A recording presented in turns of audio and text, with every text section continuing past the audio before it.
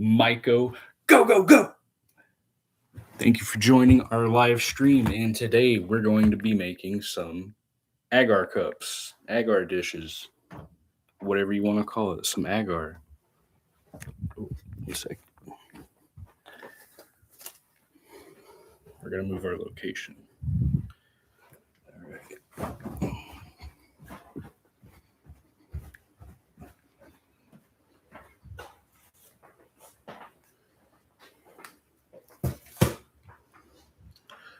All right, here we are in my kitchen. Let me get some better light. Today we will be making agar. Okay, here's everything we need. Move this over so you guys can get a good look. All right. I don't know if I can expand this screen, make it full screen. I guess not. I don't know what I'm doing. All right. I hope everyone can hear me. I don't know if I'm muted or not. Not seeing anything in the chat either, so no one can let me know. All right. So, what do we have here? We have a wide mouth mason jar, already modded lid, right? Okay. We have activated charcoal powder. I don't know if you can see that very well. It's made of coconut husk. This is something I got at like Dollar Tree. It's in like near the toothpaste stuff because it's like for teeth. You put it on your toothpaste and brush your teeth with it or whatever. It's charcoal, activated charcoal. Great stuff. I have a couple different kinds of scales. I always cross-reference my digital scale with a hanging scale just to make sure that it's right, or with another digital scale. I like to make sure my scales are accurate. Here's my digital scale. Just got this today. It's pretty sweet. It looks like a pack of Marlboros, but it's not. It's a scale. It opens up. Just put fresh batteries in it, and it works. All right, so I got that. I got my 2 scales. I have sorghum, homestead sorghum. Don't need a lot of it, but it's great.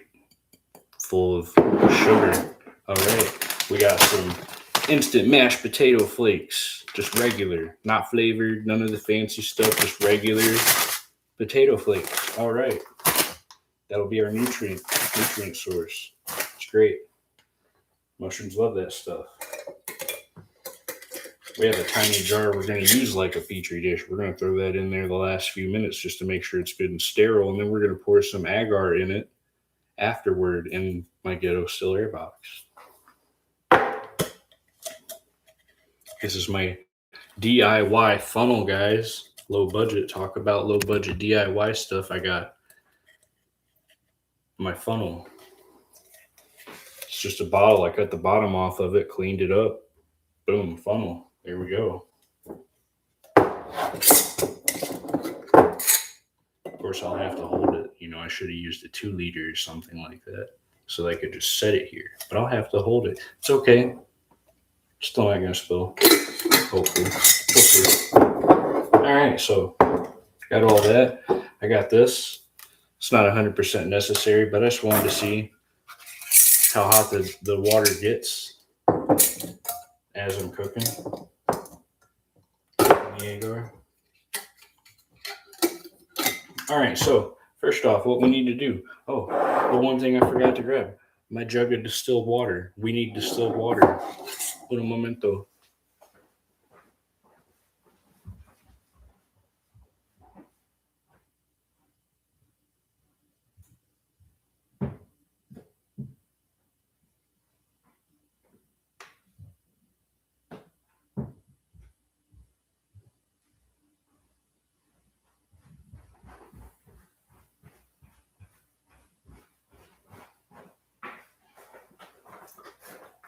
All right, check it. We got some distilled water. It worked perfect. That's what we need it for.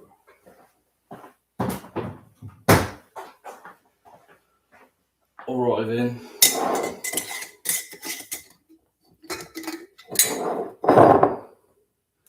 All right, luckily this has some markings on the jar, so I can just use these markings to measure how much water. I could weigh it and be super exact and blah blah. Like you don't need to, but you can if you want. Go ahead. 500 milliliters.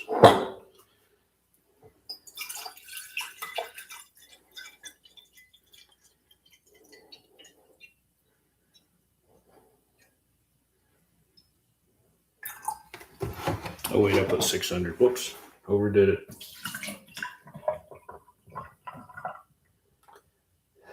It's okay if it's just slightly heavy, because I can always just add a tiny bit more agar and it won't make a dang difference. Anyway, there we go.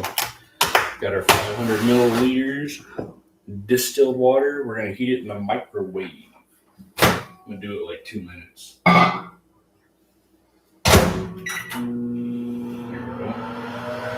While that's waiting, I'm gonna fill this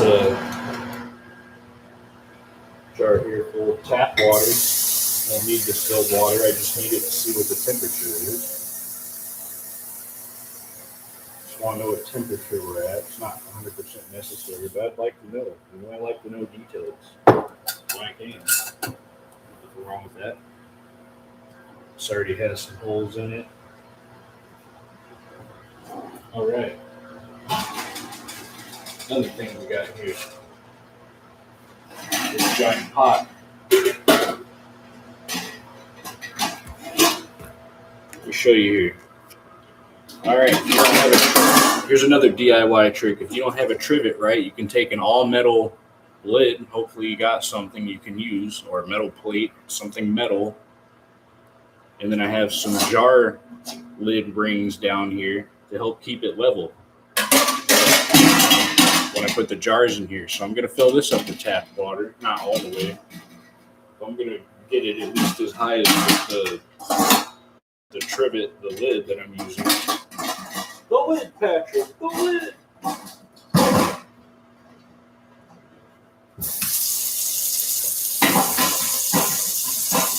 Also going to use hot water so that it heats up quicker.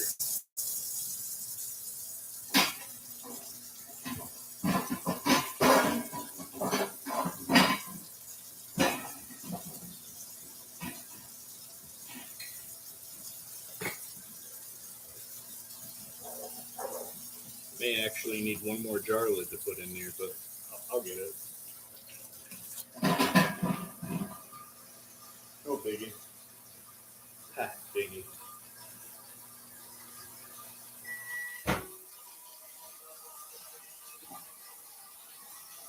Anyway, we got some pretty warm water. I'm gonna leave it in the microwave because I might need to zap it for just a little bit longer.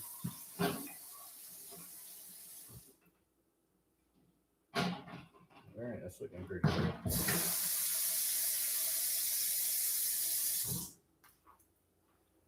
So, all right, how about we start measuring stuff out? Why not, right?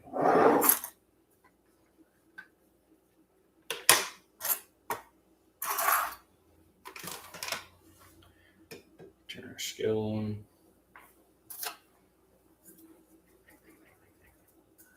I'm just going to use this little plastic measuring cup to weigh stuff.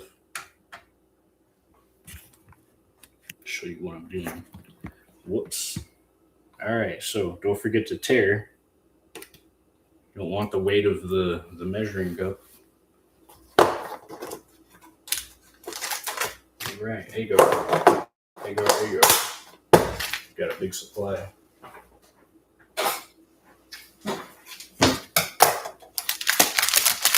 Gotta flick it and swing it like a Kool-Aid packet. Get that stuff away from the edge. It's a very fine powder, so when you open it up, you want to be careful.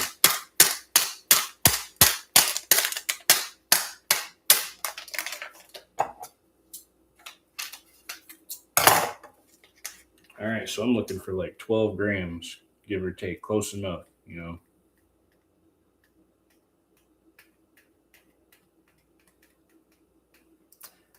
Very gently now.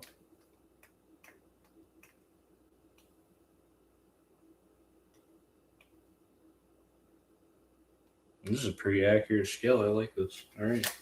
Just a little over 12. Perfect. All right. We got that. We already have our water measured out, right? We're going to add a bit of charcoal to this agar as well.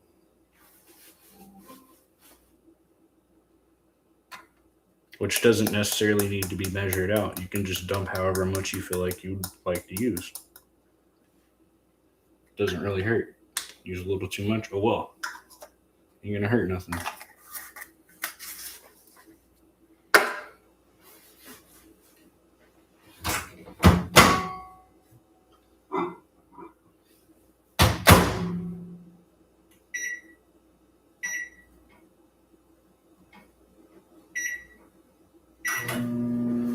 I'm gonna zap the water again real quick. I'll do that. I'll get this opened up.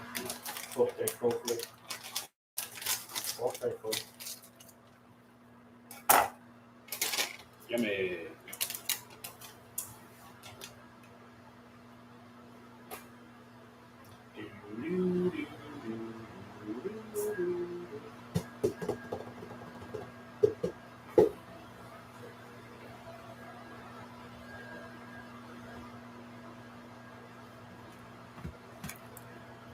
Hola, ¿cómo está? Yo, what up, homie? What up, homie? Mr. Tasman. What up? Thank you very much. It's just a Walmart shirt, but I dig it. You know, I like it. Outcast. What up? What up?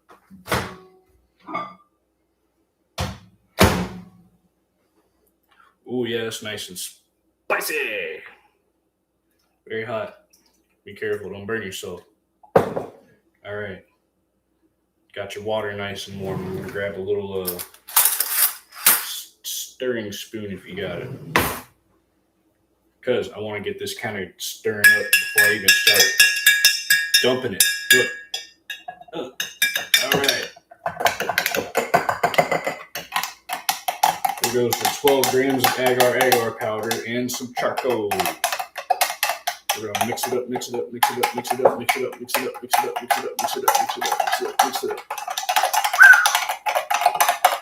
careful.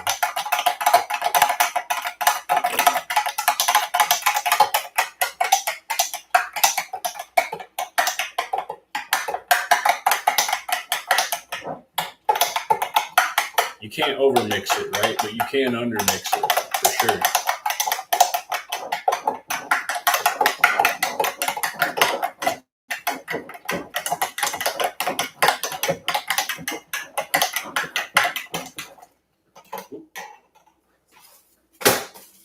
All right, I always refer back to my notes, even though I've done this a million times and I know what I'm doing and blah, blah, blah. I always go back and I'm looking like, oh, okay. Yeah, I want to use, okay, yeah, agar powder. 12 grams. Also going to use 12 grams potato flakes. Doesn't necessarily have to be that much.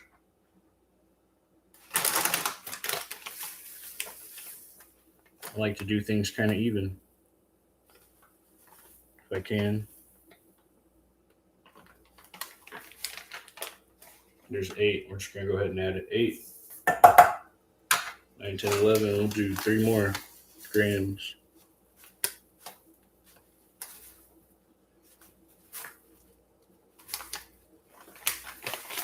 All right, just 3 more grams. Mix it up.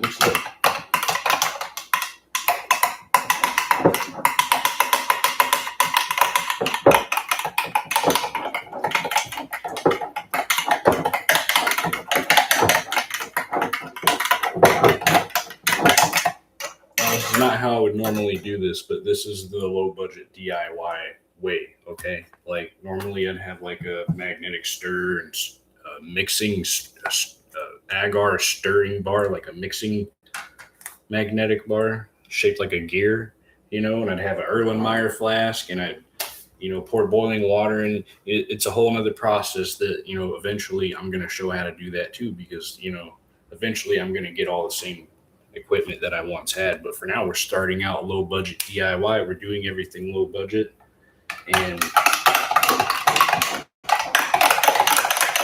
that's fine as long as you do it right, right?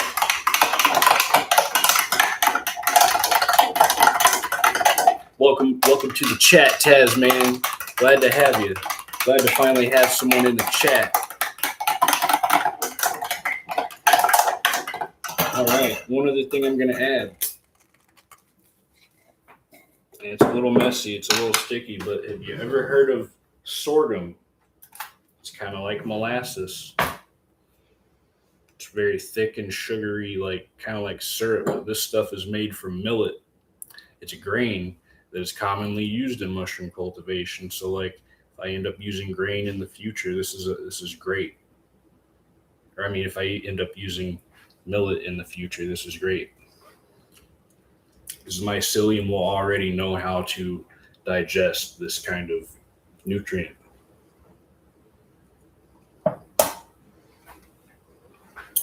It's sweet. It's kind of like sugar, but it's different. It's very thick, so it's not exactly easy to go to put it in from one container into another quickly. You know what I mean? Requires some patience. It's all right though. I have all the patience in the world.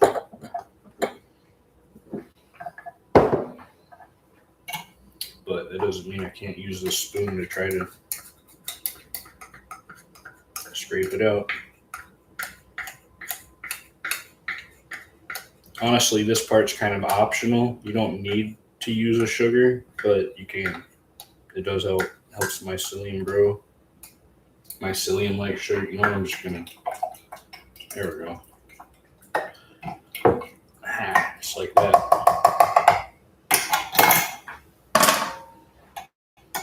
All right, and we're gonna mix that up really good. Mix it.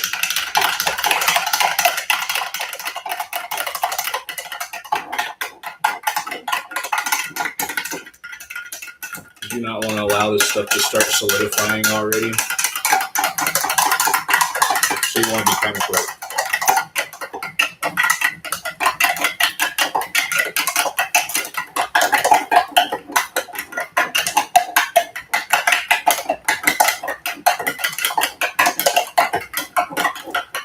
Ooh, there I go, making a mess. Look at me.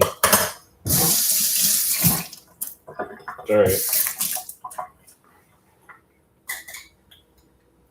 We have our modded lid. Put that on there.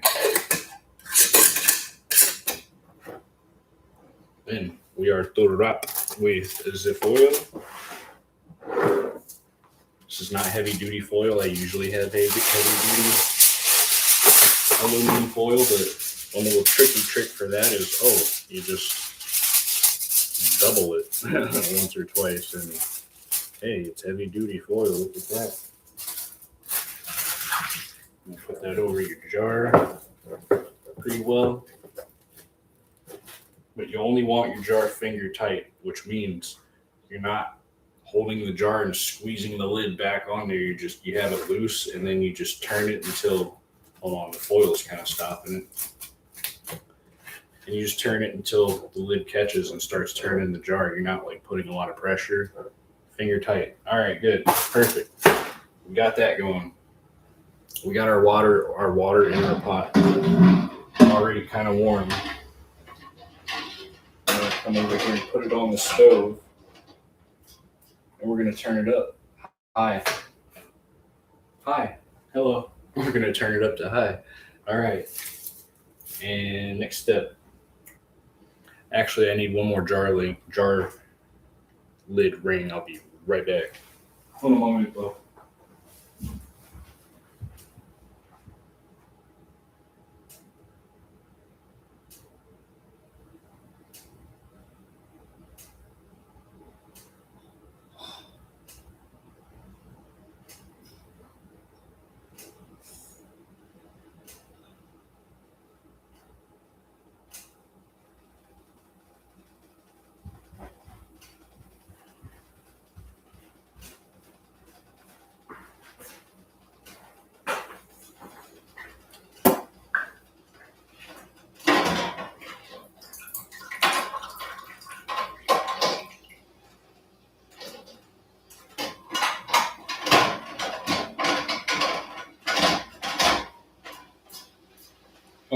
Now it's nice and level. Now we're going to set our jar in there.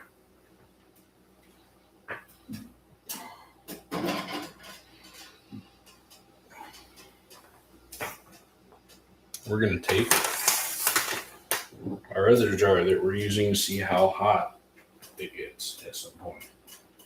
At like its hottest, I guess. Just because I like details, I like to know. All right, cool beans. We're in business now. We're going to add our lid so it heats up quicker. Boom. Now we have to consider we're using a large pot to sterilize our agar, right? It's going to take a bit longer than using a pressure canner.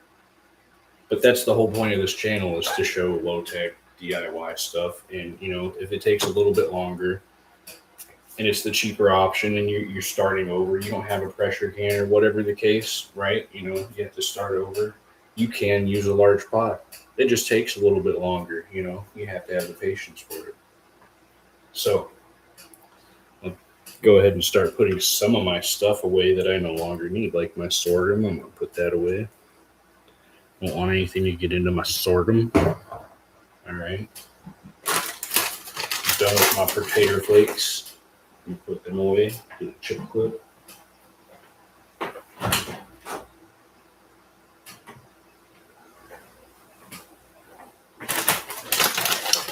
these away. Pull them away. Later on, I'm probably actually going to dump these in a Ziploc bag now that the bag's open.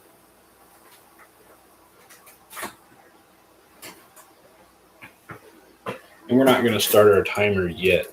We don't start our timer until the water gets to boiling, and then we turn it down to the simmer. That's when we start the timer.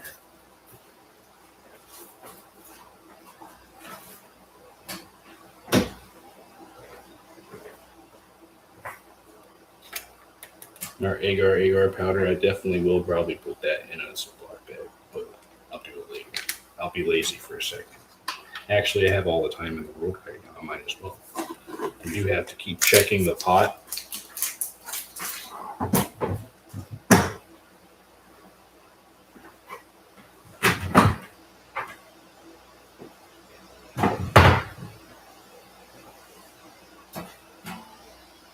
Oh wow, look at that. It's steaming already pretty good.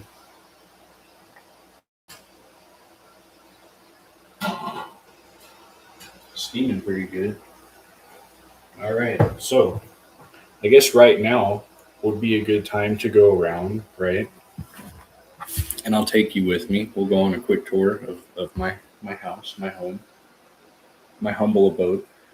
See here, fan turned off, right? Very important before you're about to start pouring your agar or do any kind of work in your still air box. Look at this, window closed, right? Windows closed, also very important. Good to know. Windows closed. All right, let's go over here. All my windows are closed. I already know this. I already went and checked, but I'm just like, check this out. Air conditioner, it's on, right? We're going to turn it off for a minute till after we're done pouring. So it's on cool. Turned it off. It's pretty cool in here. It's 70 degrees. We're fine. All right. All the fans are off. AC is turned off. All the windows are closed. No one has gone outside for a couple hours at least, or at least an hour. Sometimes I just say like 30 minutes, but 30 minutes to an hour. No one has traveled in or outside this house, created any air movement, air current, any major fluctuation in the air medium. So that's good. Covered all of our bases. We check. All right, good.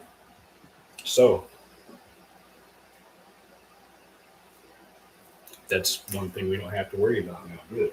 All the fans are turned off. All the windows are closed. Blah, blah, blah. I keep repeating that, but it's such a major factor in mycology is you have to be aware of the air current movement and all that.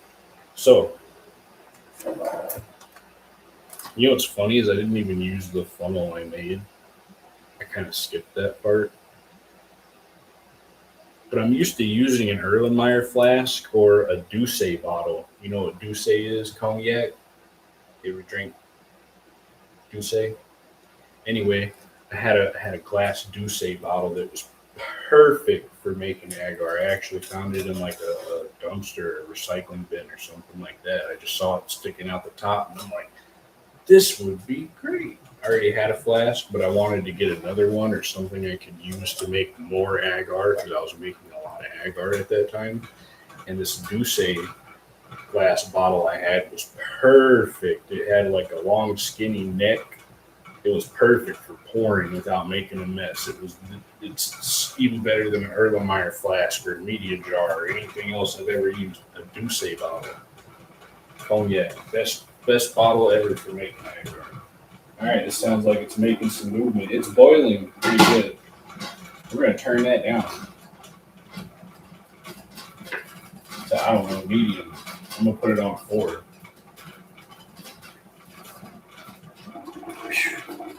Hot. Can't even read the temperature. It is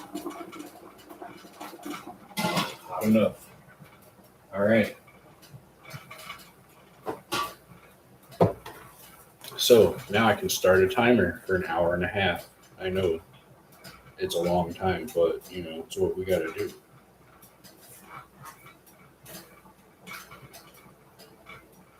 If I can find my clock. Here we go.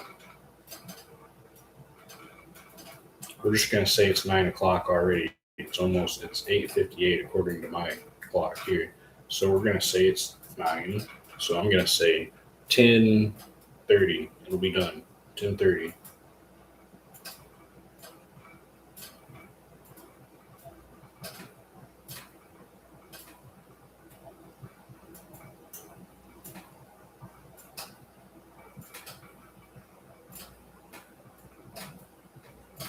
All right, cool. I got that set.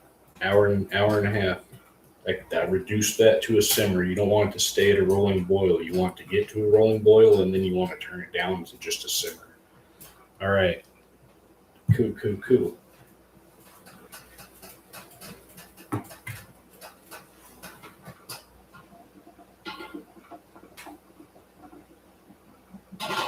If it's a little more than a simmer, that's okay. But you really don't want like a rolling boil, like a pretty steady boil the whole time, because then you'll overcook your agar and you'll caramelize the sugars, and that's detrimental, and it won't work very well in the long run. So you got to be aware of that. Don't overcook it. Don't get it too hot for too long. You want it to be hot, but you want to keep it hot. Just simmer. Oh, hey, thank you for joining. Thank you for joining. Welcome to the chat. How are you guys doing? If you have any questions, feel free to ask. I'll do the best of my ability to answer any questions you guys have, or anything you want to bring up or talk about that has anything to do with really anything. I'm just happy to have someone in the chat making agar in this giant pot here. It's going to take a while. I think I just lost the connection. Am I good? Did I just lose connection? Anyway, I think it's back now. Yeah, I got all this agar powder here. Got an abundance of all this agar powder. It's really great. It's basically a vegan gelatin that you know, vegans don't want to eat gelatin that's made out of animal parts or whatever. You can use agar. Something else I know that agar is made out of is you know, Gushers, the candy, that's made out of agar. Yeah, crazy, huh? What is what exactly? You said what is that? What is what? Agar powder? Agar powder is It's derived from a red algae. Yeah, and because it's not made of animal parts, it can be used to grow things on petri dishes like mushroom mycelium or bacteria, or I think even like viruses, like the CDC like grows viruses or some shit like on petri dishes on agar in petri dishes on agar powder. Yeah, isn't it? I know it's crazy. Uh, Pretty crazy, but also like Asian folks use it in their cooking, and this is like an Asian brand from Thailand, Bangkok, Thailand. Shout out to Bangkok, Thailand for making good quality agar powder. Telephone brand. I don't know if I can even say anything about brands. Anyway, yeah. So, what's something else we can talk about or do while is there health benefits to it? Agar powder, like eating it as a vegan gelatin. Well, yeah, I guess so. I mean, I guess one of the major benefits is like most gelatin is made of animal parts. Like I've always heard it's made of like horse hooves or the collagen or something from animal hooves and bones and stuff. You know, that's like normally it's made from animal parts. There's a lot of people that are just like, I don't, they don't like to eat animals. They don't like the idea of it. Um, So I guess that maybe it is healthier in the sense that you're not eating animals, right? Like some people think that that's healthy. That if you don't eat animal products and you mostly eat like plants and stuff. Personally, I stand by the paleo diet myself, which because just because I feel like that's the kind of diet humans have had since for most of our human history, like even prehistory, like I mean, in prehistory, like most of human history, we were hunter gatherers, right? Like we were out hunting and gathering and fishing. So eating a good amount of random different things, and I feel like that's the healthiest diet in my mind, just because that's what we've been adapted to for the longest. But yeah, yeah, the paleo diet, yeah. It's short for Paleolithic, like the Paleolithic era, when people were. It was before agriculture. People didn't know how to grow stuff yet, so they had to hunt and forage for everything. Yep, I'm so glad we can uh, grow stuff now and have an understanding of agriculture. Because god dang, I couldn't imagine having to go out and hunt and fish every day, and if I don't catch anything, I just what starve. Man, it's a rough way to be, but you know, yeah. You know what else? You know what's something I can show you? Who got you into all of this? I guess well, I guess it goes as far back as when I was a little kid, and my oldest brother Nathan, he was always just like going around showing me different stuff in nature, like, oh, this is a grass, but like, you wouldn't know it, but you can eat this, or like, you can eat ants, you can eat, I mean, like, he's just like Survivor Man type, dude. He used to show me all this stuff, and I was like, this is so cool, this is so neat.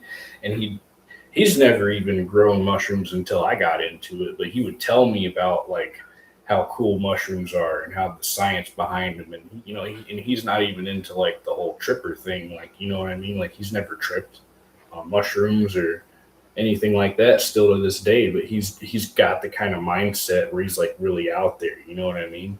And he got me into a lot of weird random stuff, including just like being interested in mushrooms at any degree. And yeah, it got me into it.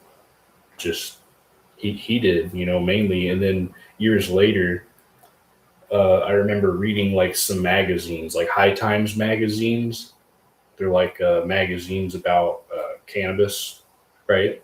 And so I remember reading those magazines at a friend's house, right? And coming across a catalog where you could buy a mushroom kit and put it in your closet and it would grow, right? Well, I never did order it because I was like, I don't want to get in trouble. These are magic mushrooms and whatever, but maybe I'll grow some other kind of mushroom or something in the future.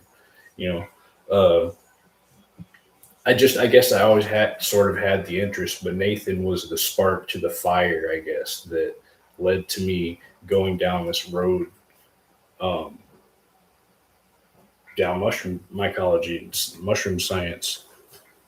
So yeah, that's probably where it all started. I'm Mushrooms are so delicious. Yeah, some of them even kind of have like a meaty taste. Like morel mushrooms taste a little more like steak or almost something like some kind of meat, like cooked cooked beef or pork almost. Like the flavor is almost not even like a normal mushroom. Even the texture is kind of meaty.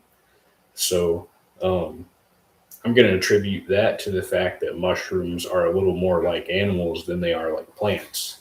Because believe it or not, fungus mushrooms breathe oxygen and exhale carbon dioxide just like we do. That's how much more they are like animals than they are like plants. Something to think about. They breathe oxygen. I'll check my pot. It's not really at a simmer, so I'm going to turn it up. Turn it up a little, just a little bit.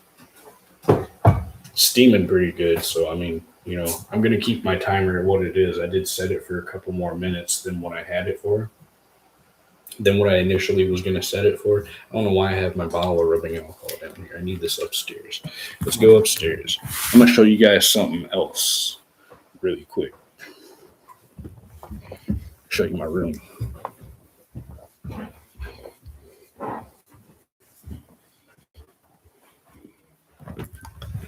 Dun, dun, dun, dun, dun, my room. Welcome to my room.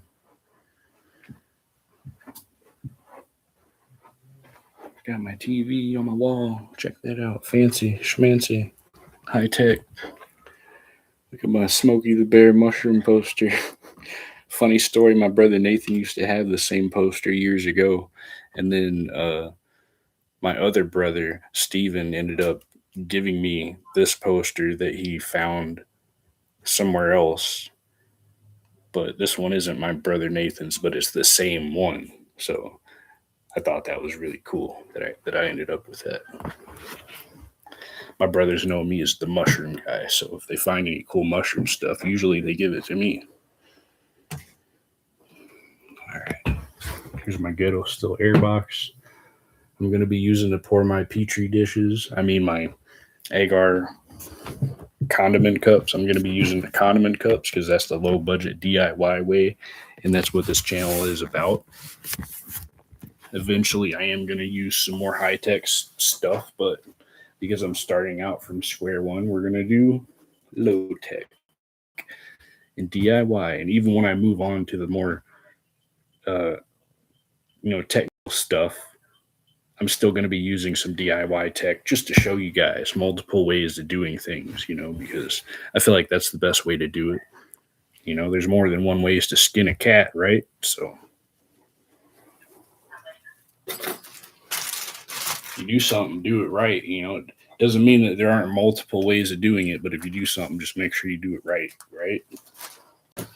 And even when you don't and you fuck up, mess up, then, learn from it. That's the most important thing. Doesn't matter if you make mistakes.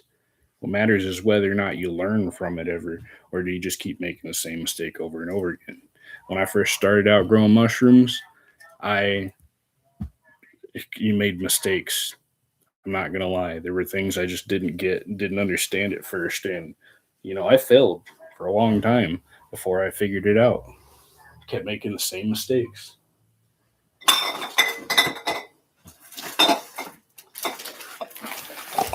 All right, I'm gonna grab all my jars.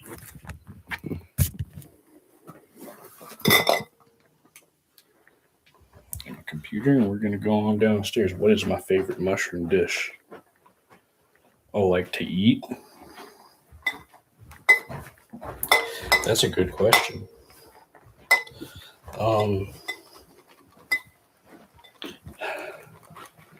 My favorite mushroom dish. I don't know. I really like steak with I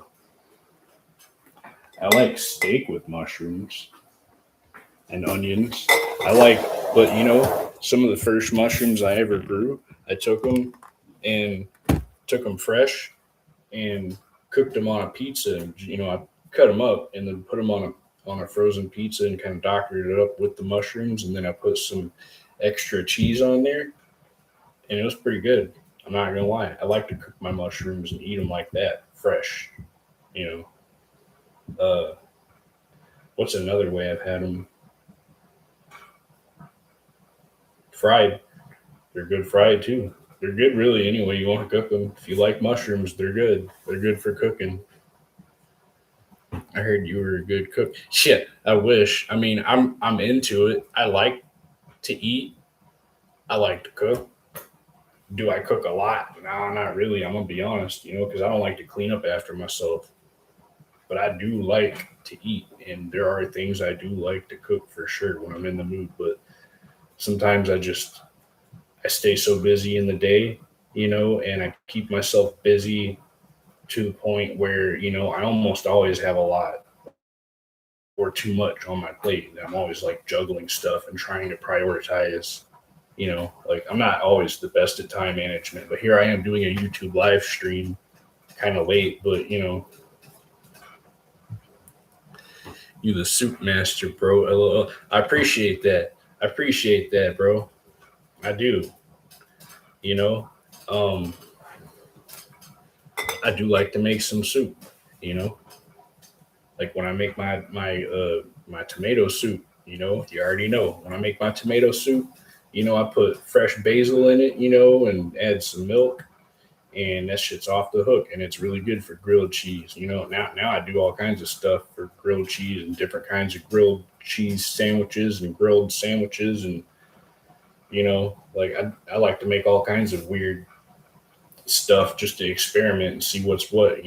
I've cooked with a good amount of stuff, I can say now, and I've made a lot of weird stuff. I made some me and my brother Nathan, we were watching this YouTube channel where it's like these people are making stuff that people would have made commonly back in like the 16, 17, 1800s, like, back in the colonial time. And this one guy was showing how to make this, what they call mushroom ketchup, but it was more like a soy sauce. Back then, ketchup wasn't the same kind of deal. It wasn't like made of tomatoes.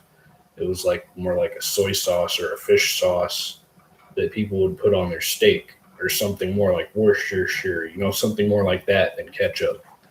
And we ended up making some mushroom kind of sauce ketchup based on that video we watched on that channel. And I'll tell you this, it was super salty.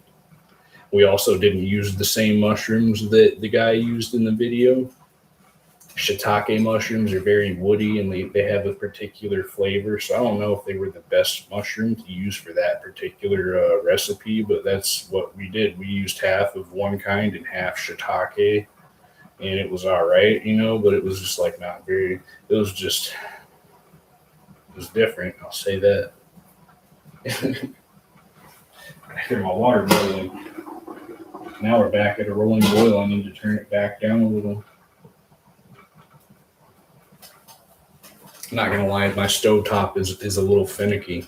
What are some of your favorite mushrooms? I like them all. I'm not gonna lie, I like them all. They all have their benefits. I think it's easier for me to tell you what mushrooms I don't like, and that'd be the ones that can kill you. I don't necessarily like them ones. I mean, I'm sure they have their purpose in the whole ecosystem and all that, but not for eating. I'm not about to eat any.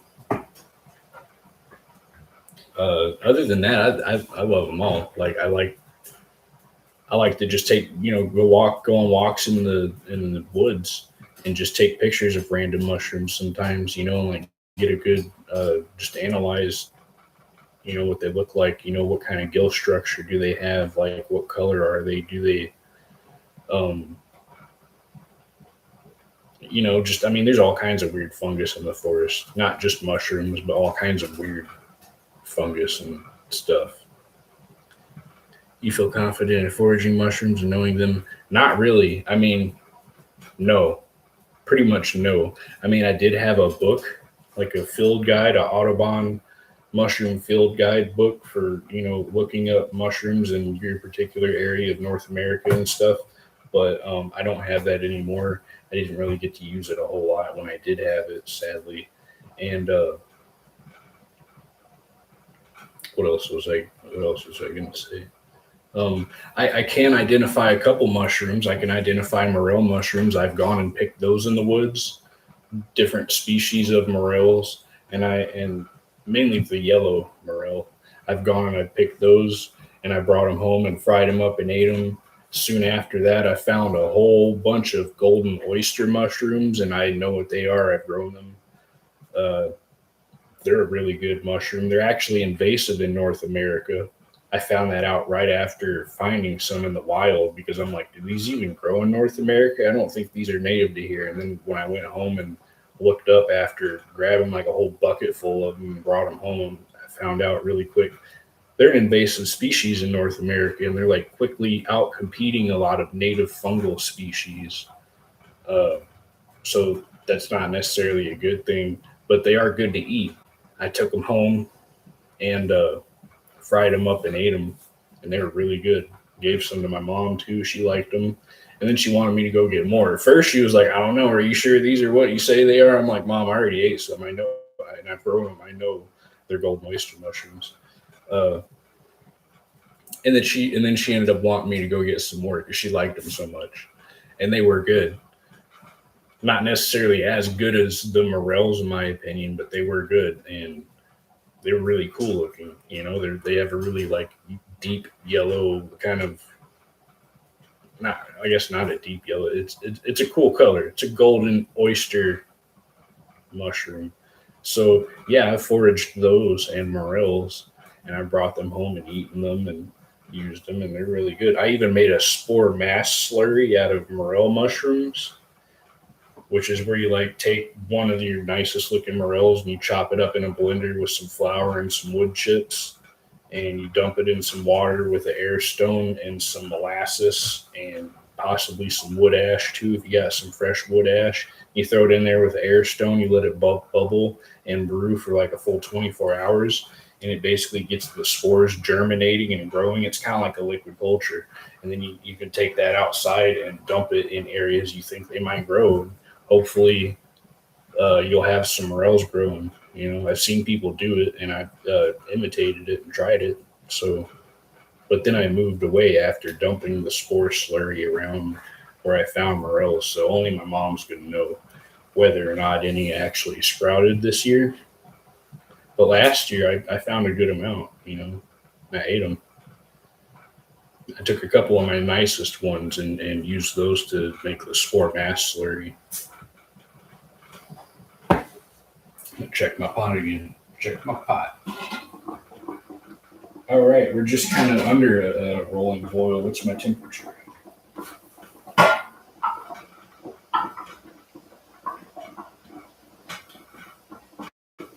Yeah, I can't. I'll read it when I get it out.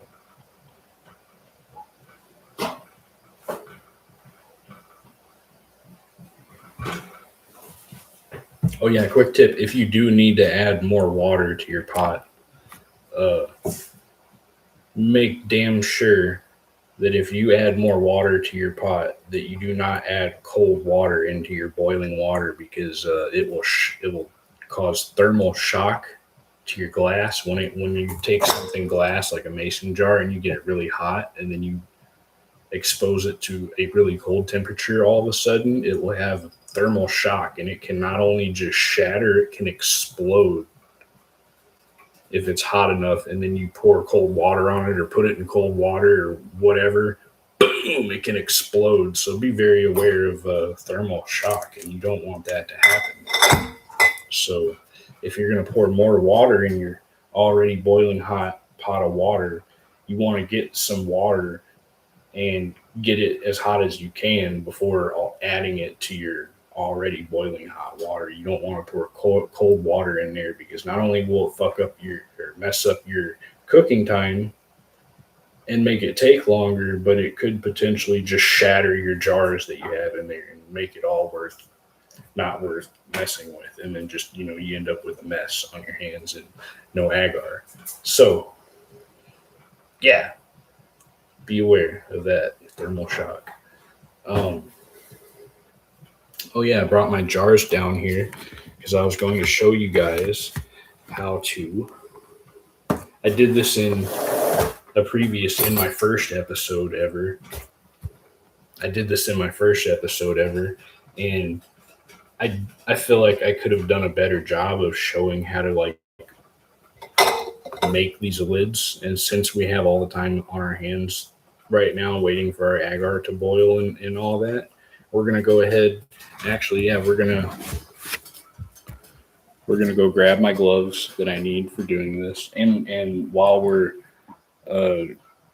waiting for our agar to sterilize anyway, this is a good time for us to go check out our still air box or our glove box and get it prepared and ready so that we can use it when our agar is done cooking.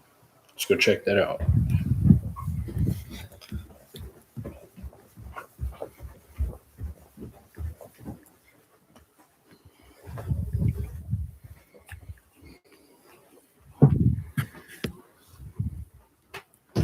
All right, welcome back to my room. This is where the magic happens. That's what they always say. Is anyone out there ever watched MTV Cribs? They always get to the bedroom and they're like, this is where the magic happens, man. Yeah, it's where the magic happens. Yeah. Anyway,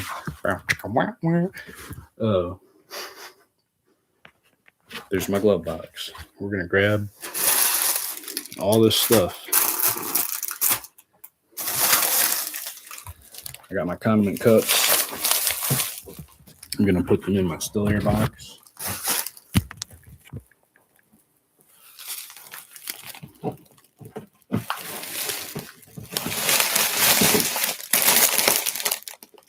Along with my bottle of rubbing alcohol. Very important.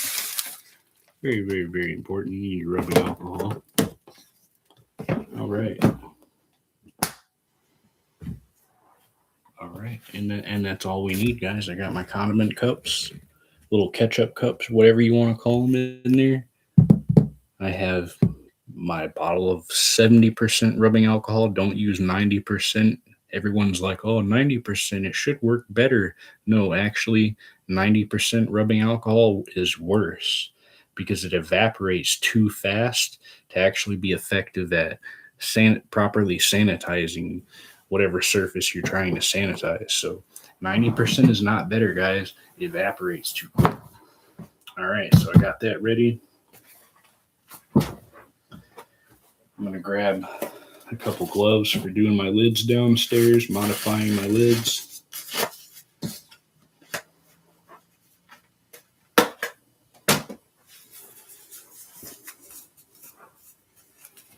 Nitrile gloves. Always recommend nitrile, especially if you're allergic to like latex or something like that, which I'm not, but I know these work well, so I continue to use them. See that? Fan's not blowing. No blowing fan, no air movement, no open windows. I'm going to grab some cardboard to do this on because of the silicone.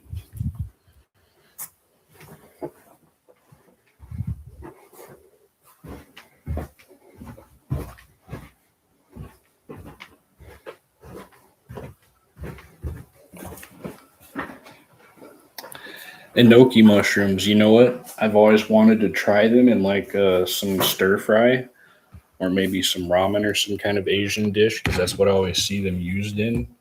And I have always wanted to try enoki mushrooms. I know that they force them to grow that way, all skinny and long, because in nature they don't grow like that at all. So they do something where they like wrap a funnel around them and force them to grow in a very close proximity in a jar so that they grow straight up and long and skinny.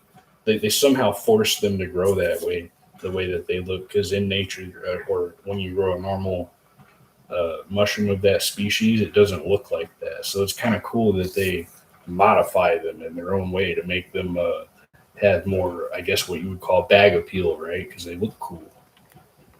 They make me want to try them, right? They made you think about them. Thank you. Thank you for the feedback. I appreciate that.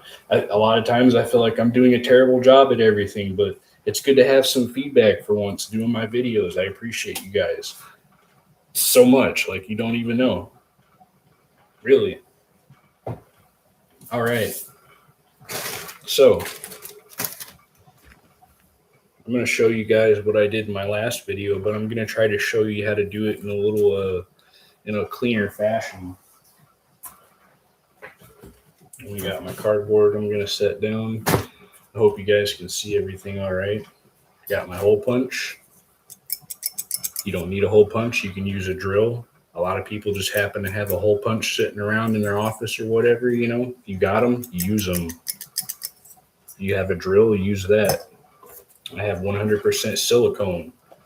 It's rated for 400 degrees Fahrenheit after it's cured. It's plenty good. You can use it, all right? So it's 100% silicone. Check 1. It's rated to 400 degrees Fahrenheit. Check 2. It's good. We're good to go. Perfect. All right. Back in business. All right. I keep saying all right. I'm sorry about that. Anyway, I'm only going to do like 2 or 3, maybe even 4 of these jars, because the rest of them I have plastic lids for that I'm going to modify, and I'm gonna do them the high-tech way. These can be the low-tech, and I still haven't got my polyfill in yet, so I can't use that, but in a future episode, I will be using some polyfill just to show how to use it and show some techniques of how you can get it through the hole really easy and, all that. Because I like to, like I keep saying, I like to show multiple ways of doing stuff, and this is just, this is one way, and there's another way, and sometimes one way is a little bit better than the other, but, sometimes it's just a matter of preference. Weigh out your pros and cons, decide, what's best for you and your situation. All right. You have to read above too.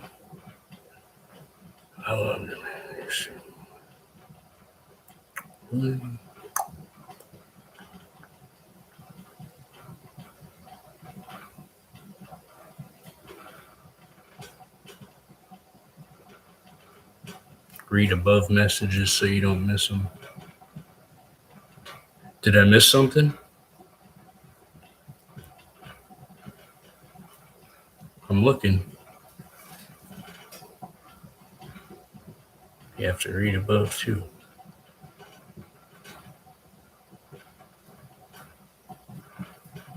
I don't know. What are you still asking about the enoki mushrooms?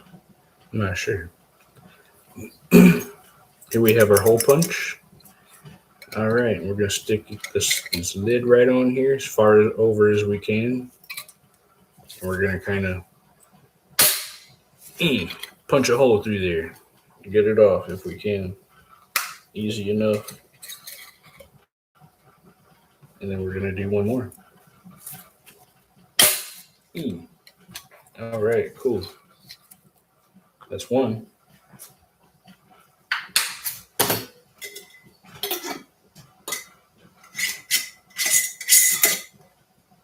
One lid. We're gonna do a few more. And above that, you feel confident in. Okay, so I talked about the soup. Pretty sure I told you my favorite mushrooms, all of them except for the ones that kill you. You feel confident in foraging mushrooms, just morels and oysters. I want to try enoki mushrooms. We talked about that. I don't know what I'm missing. Did you type something and it didn't show up for me, or I'm not sure. Got another lid, hole punch.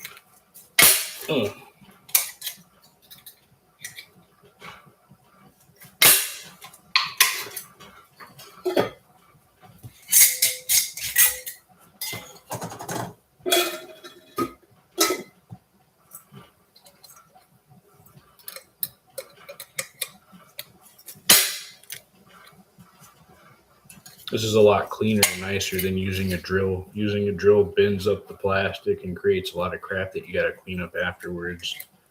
So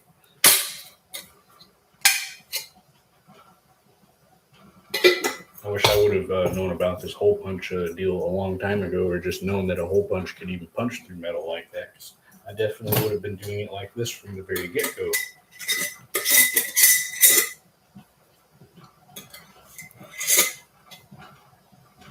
Did you see about the woman? Technology is wild, lol. Did you see about the woman? No, I didn't. I didn't see a question about the woman. What woman? Is she a mushroom lady?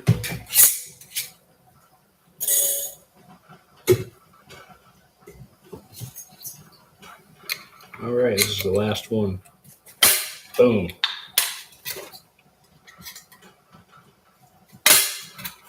Boom. All right, we got our holes. Cool beans. Got our holes. You're doing a really good job, though. Great job. Thank you. Thank you. I appreciate that. I really do. All the feedback is great.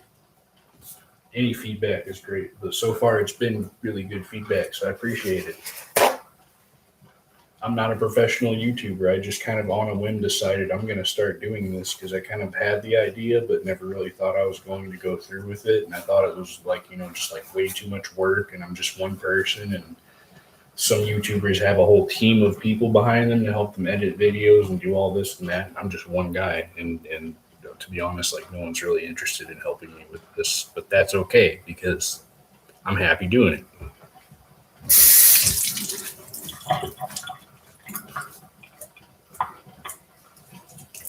I guess that's not entirely true. I have good friends in my live chat, and I appreciate you guys.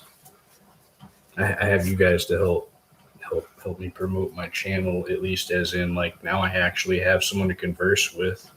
My last video, I just kind of pretended like there were people in the chat, like I was actually talking to people, but there were no people in the chat, so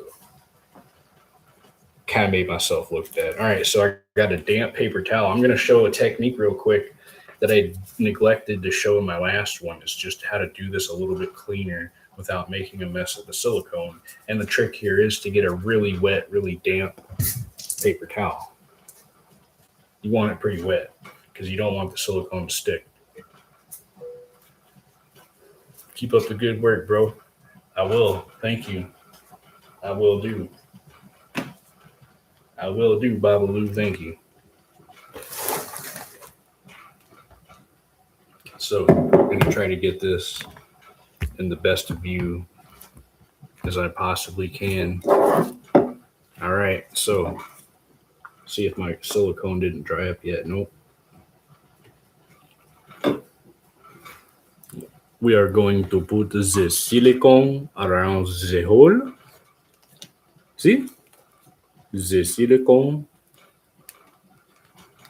You gotta really squeeze it. And you want it to be at least 1/4 of an inch thick. It's okay if it's thicker than that. You want it to be thick. Thick. With 3 C's. Because we want it to be effective. If it's not thick enough, it's not going to be effective. Now here's where wet paper towel comes in. You kind of smooth it on there. And that's a lot nicer than trying to use your glove. You don't really have to press it, just kind of like move it around and swirl it to like level it out and get it kind of like, you want it to make contact with all the sides of the hole. You don't have to press it in like I keep saying. It's going to go in the hole a little bit. Gravity does its thing, Gravity still works. Isn't that crazy? Gravity still works. I don't know why I'm being a goofball right now. I'm just like in a mood. All right, here we go. Next one. Dose. Do the same thing. Put the silicone around the hole. I don't know why I have to say it like that. I just like to. I don't even know what kind of accent I'm using. I'm just being goofy, guys. All right, don't take it to heart. I love everyone. I just also like to be a goofy goofball and say put the silicone around the hole.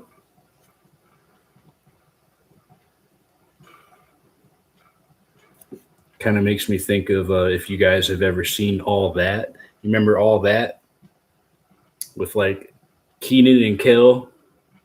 Actually, I don't know if Kel was on it. Was Kel on All That? He was. I know Keenan was. Keenan was on there. He did that bit where he was in the tub and he was pretending like he was French or something, and it was hilarious. I don't know why I thought that was so freaking funny at the time. But Keenan doing his little French guy skit in the tub was hilarious to me. Funny, so funny. I miss shows. They don't have any cool shows. I feel like anymore. Not like that. Some things will just never be the same. I flattened that silicone out a little bit too much, so I put more. Better more than not enough, obviously. Well, for a lot of things, I guess not everything. All right, put the silicone. Here we go. Good amount of silicone.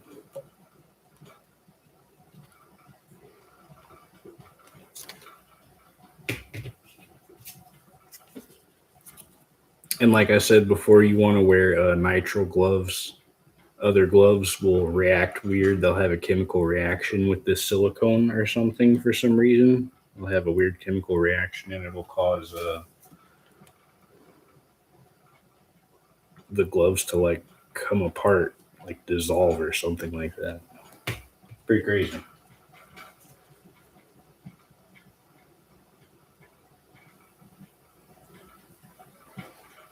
All right, I'm gonna take a second to look at the chat. I'm sorry, I've been neglecting the chat. Keep up the good work. Bill Nye, the science guy looking dude. Psh, shoot, you should see me with my magnetic stir and uh, my Erlenmeyer flask, and maybe I should get a lab coat. I saw a really cool lab coat that was all tie dye on this website for lab equipment. It's called the Lab Depot, and they have this tie dye lab coat that I was like, man, that's cool. That's pretty cool. That's pretty swaggerific, man. If I do say so.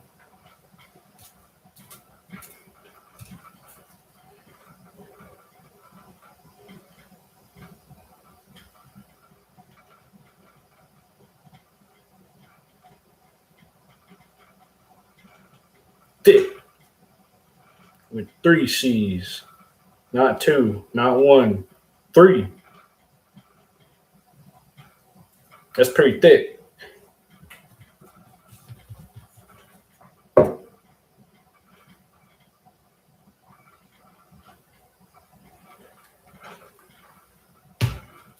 And today I'm going to be working in my ghetto still air box, my DIY low budget still air box, which is essentially just a plastic tote with holes cut in it.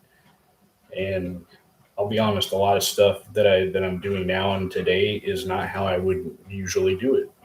I eventually worked my way up and got all the equipment and stuff to do it the official, more professional way or whatever.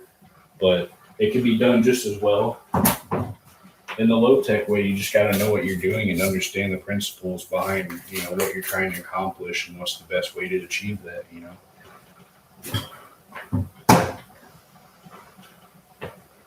It's all about like what kind of rate of success do you want? Do you want like 100%? That's pretty hard. You'll want to get all the best equipment. You'll want to get a laminar flow hood. You know, that alone is a pretty good amount of money, just getting a laminar flow hood so that you don't have to work in a still air box or glove box. Uh, Maybe one day I will have one and I'll use it and I will love it. I'm sure. But for now, I'm just using a low budget tote with holes cut in it, and it will work just fine. as long as I do everything correctly and I got all my air movement and everything under check and blah blah blah, which you can see my fan's not moving. I don't have any air movement in the house right now other than my pot of water cooking my agar. So I don't have too much to worry about other than my own body causing some contamination. Which that brings up another good fact is or another good uh, point that I'd like to make is that yes, even your body is a major source of contamination when it comes to doing stuff like this. So me talking alone is putting a lot of contamination out in the air. You have bacteria in your mouth, in your breath. You have bacteria and skin flaking off and falling off like little microscopic skin flakes and stuff that you can't, dead skin and hair. You have you're loaded with contamination, right? So you have to consider that. You have to, like, before you do stuff like this, you may want to go brush your teeth, use mouthwash, take a shower, put clean clothes on, all these things. Don't go outside right before doing any of this stuff because you're just completely inoculating yourself with all these potential contaminants that you will then bring back inside, potentially contaminate your agar with. I don't have to worry about anything up until I'm done cooking my agar and I have it in the still air box. Then I have to wear a mask, gloves, spray rubbing alcohol. Everything has to be super sanitary. Anything you can't sterilize, you will want to sanitize, which means you spray it with rubbing alcohol and clean it best you can, And once you do that, Dexter's laboratory looking, back to the lab again. Uh-oh. That was my shit. Back to the lab again. Uh-oh. I don't remember who did that, that Dexter's Lab music video, but that was my shit. Yeah, back to the lab again. Uh-oh. Dexter's Lab.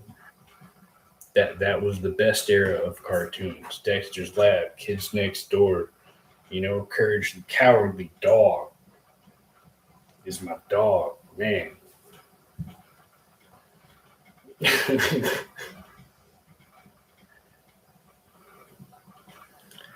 Bill, this is all that. We buying it for you. Dexter's Laboratory looking. What am I missing? All right. All that. Yeah, I forgot I was talking about that. All that, man. That was a great show. I loved all that. Man, like, I feel old now because I'm talking about all this stuff from way back in the day. Oh, we will. We will for sure. 100%. We got to. I'm a lot closer to you now than I was. For one thing, I'm a lot closer now. I'm in Mountain Home, Arkansas, dude.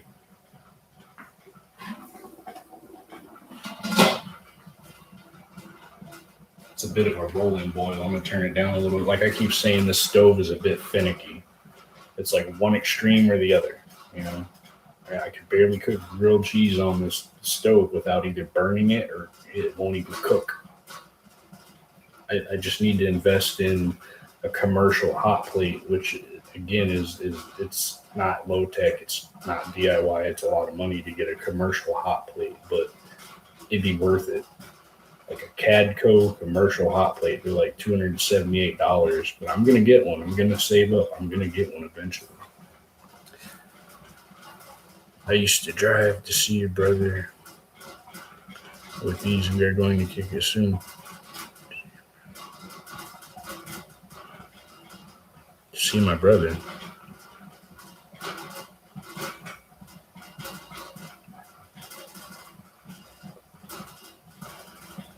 What? No. No, y'all ain't getting me. No. Thank you, but no. Like, that's a lot of money. No, thank you, but thank you. I appreciate the sentiment, but I haven't even been able to save up for that. If I were to get, it's not something I need. It's not necessary. It's not something I need.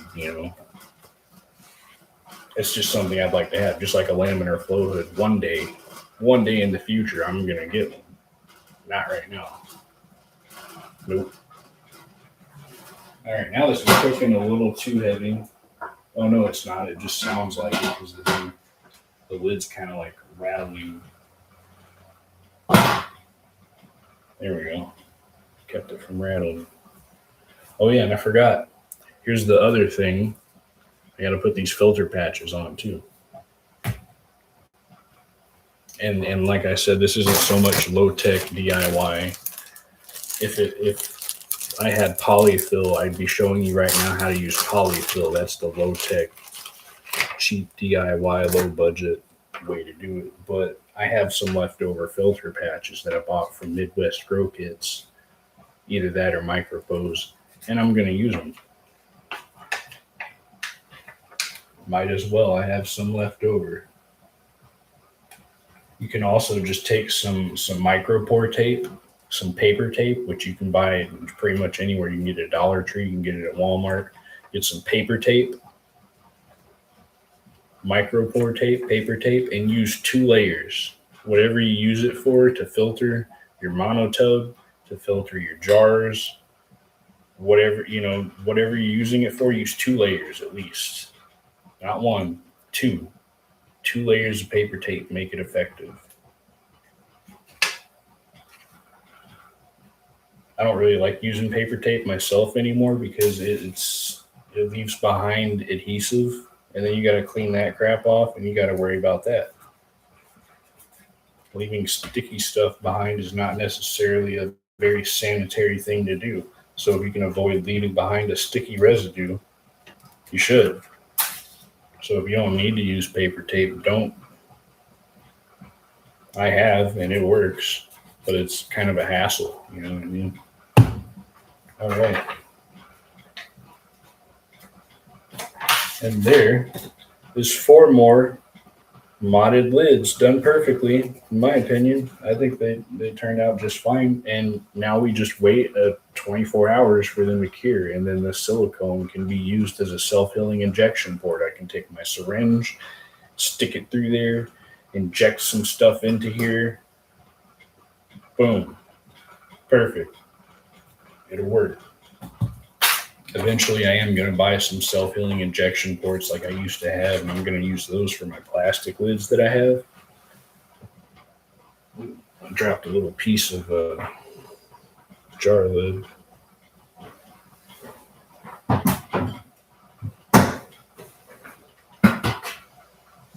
Check this again. It's just fine. Not trying to let all the heat out. I'm just checking it. Let's see how much longer. I think it's until like 10:30, right? Because I started the timer. It's already 9:50, so not too much longer now.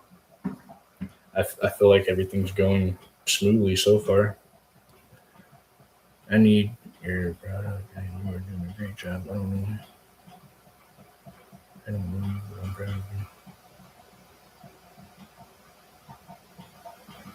Trees.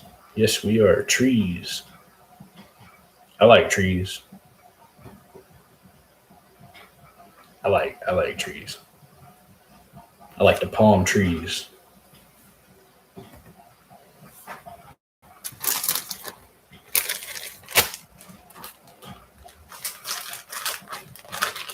Palm trees. All right.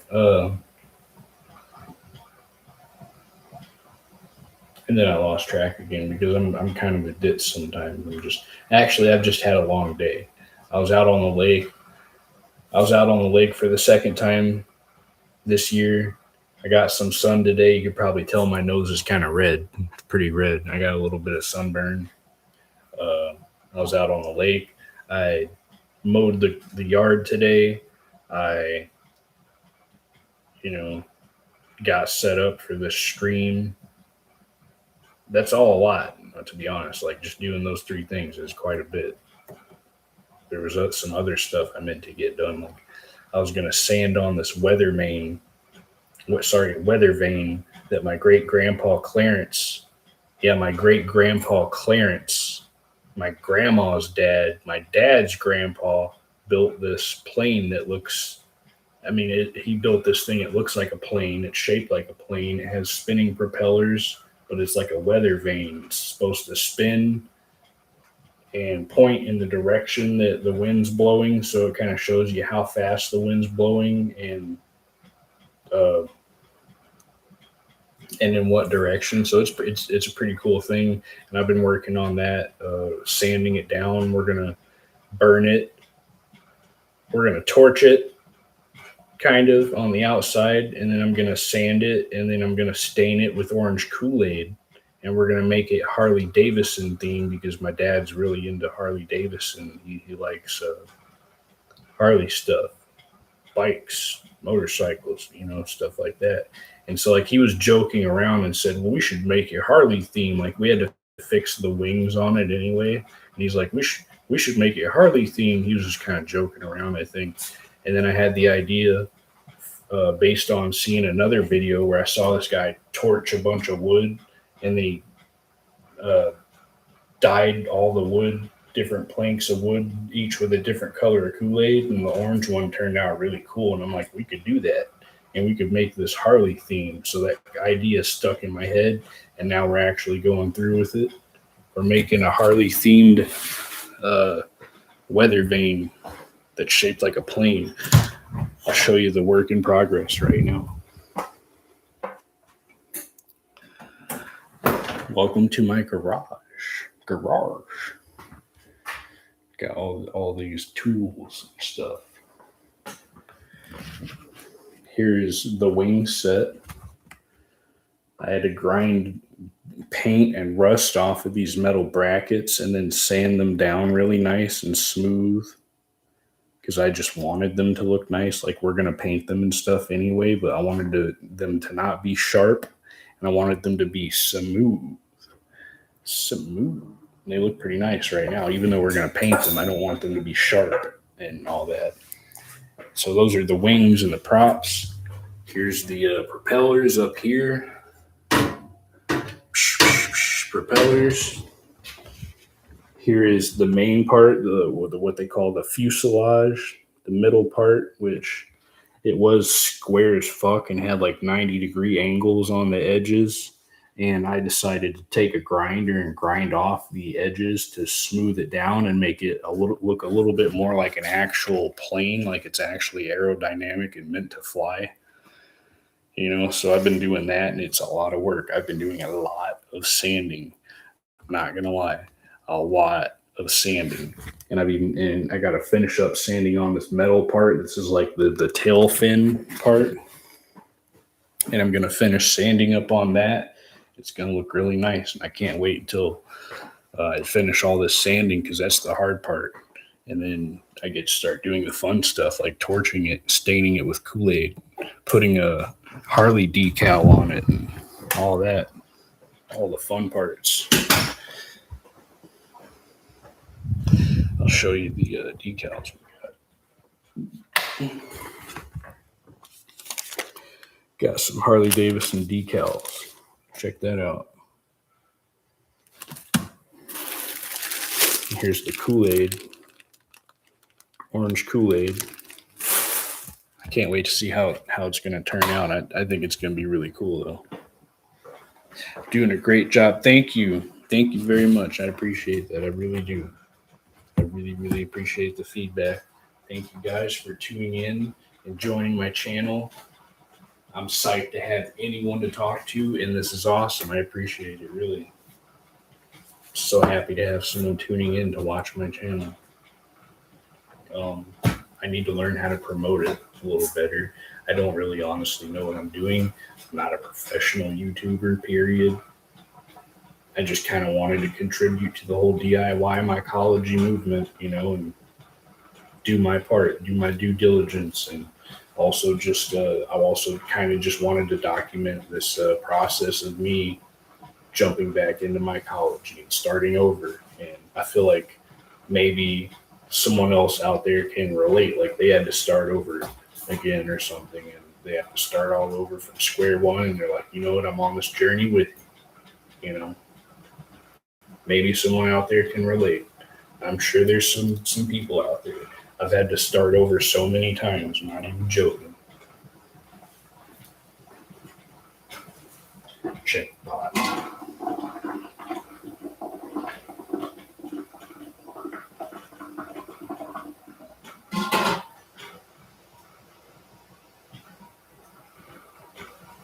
Where's my light?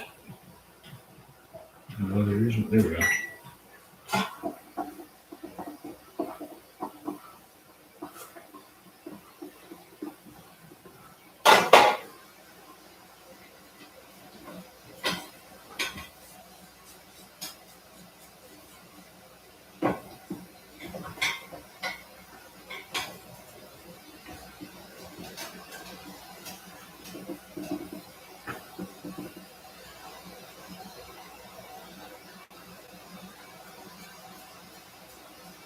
It's like the temperature's at like 225.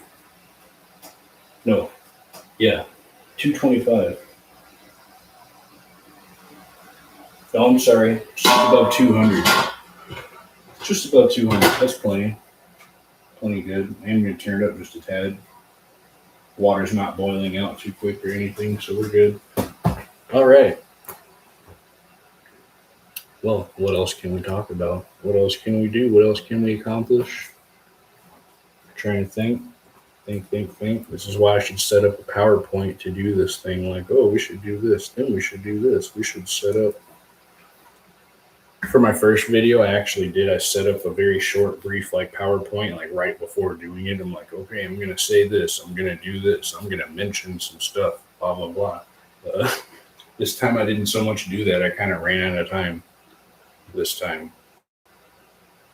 It is what it is. We're still here. We're still doing the do. I'm still going to show you how to DIY low budget some agar, and I'm going to try my best to have fun doing it. I usually do. I enjoy this stuff. I like growing mushrooms. I like the hobby. You know, it's interesting. I think, a lot of people think science is boring, and, maybe it's more boring than what you're into.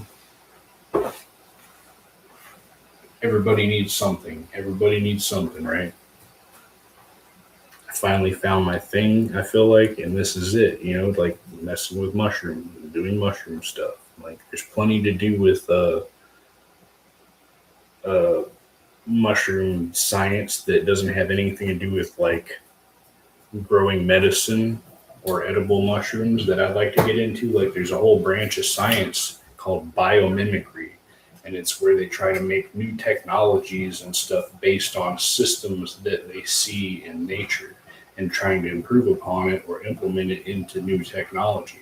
And that's what I'm really interested in right now, is like, how can fungus be utilized in a way to improve technology or society, or just products.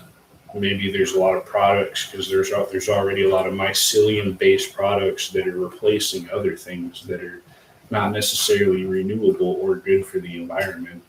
So I'd like to get involved more into that one day, eventually, like trying to make a more positive influence in the world with mycelium.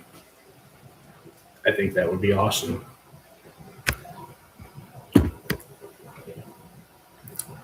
Enoki mushrooms specifically.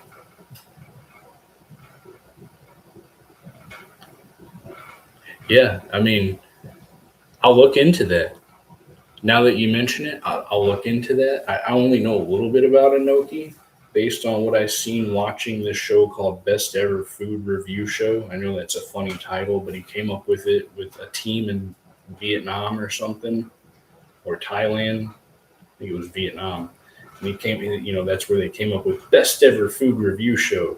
And it's like the closest thing to bizarre foods that I've ever seen that I could describe. Like, it's similar to Bizarre Foods, but it's like a guy who's a YouTuber. He started out, like, his first video was like, he was like massively overweight, and he was like in his apartment, and he was like recording himself cooking and eating and reviewing a grilled cheese, right? So that was like his first video, right? I kind of feel like I'm at that stage. I'm at my grilled cheese stage where I'm just starting out. I don't know what the fuck I'm doing, but I'm gonna sit here and make a grilled cheese, eat it, and be like, it's a little burnt, but it's still pretty good. Yeah, so I'm at my grilled cheese stage right now. Best Ever Food Review Show. Anyway, now dude's like a bodybuilder. type. Like, I don't know if he bodybuilds, but I know he works out, he exercises. He's like a buff dude now, and he's not overweight, and he's got his life together now. Like, I want to say he's like a millionaire by now, but I know he's making money. He travels the world, gets to eat good food, weird food, travel everywhere, make YouTube videos, and he gets to be a whole personality and sell merchandise and all that. It's like, it's kind of inspiring to see someone start out from rock bottom and then work their way up. Just keep working, stay persistent, work your way up. Maybe you'll get to the point where you could be like Sunnyside from fucking Best Ever Food Review Show. I probably won't, but it'd be cool if I was. Be a lot cooler if you did. Rheumatoid arthritis, fibromyalgia, and blood clotting issue. Do you think there are mushrooms that will help you with that? I want to say that there's a medicine for almost everything out there, and I want to say a good amount of them are fungal based, like mushrooms and stuff. As in for arthritis, I know there's a lot of. Let me actually, I have Alexa, and I like to ask Alexa questions just to see how accurate my answer is against AI. Alexa, if I had rheumatoid arthritis, fibromyalgia, and a blood clotting issue, are there any mushrooms that will help with those issues? Some mushrooms may offer benefits for rheumatoid arthritis and fibromyalgia, but there's limited evidence for blood clotting issues. Reishi mushrooms contain compounds that may help reduce inflammation and modulate the immune system, potentially benefiting those with rheumatoid arthritis. However, it's crucial to consult your doctor before trying any new supplements, especially with your complex health situation. I don't know how well that picked up on the mic, but she was basically saying yes for the arthritis and fibromyalgia, not so much for the blood clotting. At least there's no research that has been done to prove that yet. But reishi mushrooms are apparently really good for your arthritis and possibly the fibromyalgia. And reishi mushrooms have been used traditionally in Chinese medicine for thousands of years. And I'm going to say there's a lot of medicines that the Chinese have definitely hit the they hit the nail on the head with some of these medicines. Like, they utilize a lot of mushrooms. The Chinese do in their medicines. They utilize a lot of mushrooms and fungus, not just mushrooms. And in a lot of cases, these mushrooms are medicinal and do benefit. And in a lot of cases, they can improve your immune system. I feel like that's one of the best functions, especially when it comes to mushrooms like the turkey tail mushroom has been shown to help boost the immune system in a way that fights off cancer that your body otherwise, for whatever reason, refuses to recognize as cancer and just allows it to keep growing. Well, this turkey tail mushroom can trigger your body to go through its natural process of killing cancer that it should have gone through, called apoptosis, however you pronounce it. And so, like, your body's natural immune system kicks in and naturally takes care of certain kinds of cancer, like breast cancer, certain kinds of cancer. I'm not going to say all, but like Paul Stamets, he's the world's like top authority on mycology, Paul Stamets. And he did a TED Talk. He has a few different TED Talks, but there's one where he mentions turkey tail and its benefits, and he brings his mom up on stage. She's like an older lady. She's old, you know what I mean? And she had stage 4 breast cancer, and the doctors were like, we can't do anything for you. Your best bet's like chemo and radiation. And she's like, she didn't want to do that. Paul didn't want her to do that. And so he ended up finding this mushroom, the turkey tail mushroom, to have a lot of, I forget the word he used, glutamates. No, that ain't right. I don't know. There was some kind of something in turkey tail mushrooms that boosts the immune system and it causes the body to trigger a natural immune response and fight off certain kinds of cancer. Well, he used that to uh, give his mom turkey tails. He gave his mom turkey tail supplements, and it allowed her body to kick in its natural immune system response and kill off that cancer. Now she's alive today to talk about it. And he brought her up on stage after he got done talking about it and gave her a hug. And I think that was the end of that TED talk. And I always thought that was really badass. Like turkey tail mushrooms kill breast cancer, allow you to kill breast cancer. Pretty cool.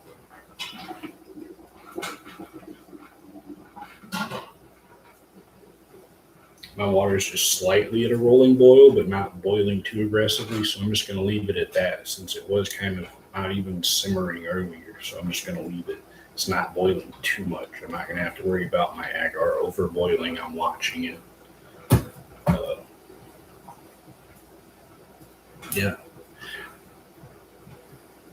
it's amazing. Thank you. Yeah, anytime.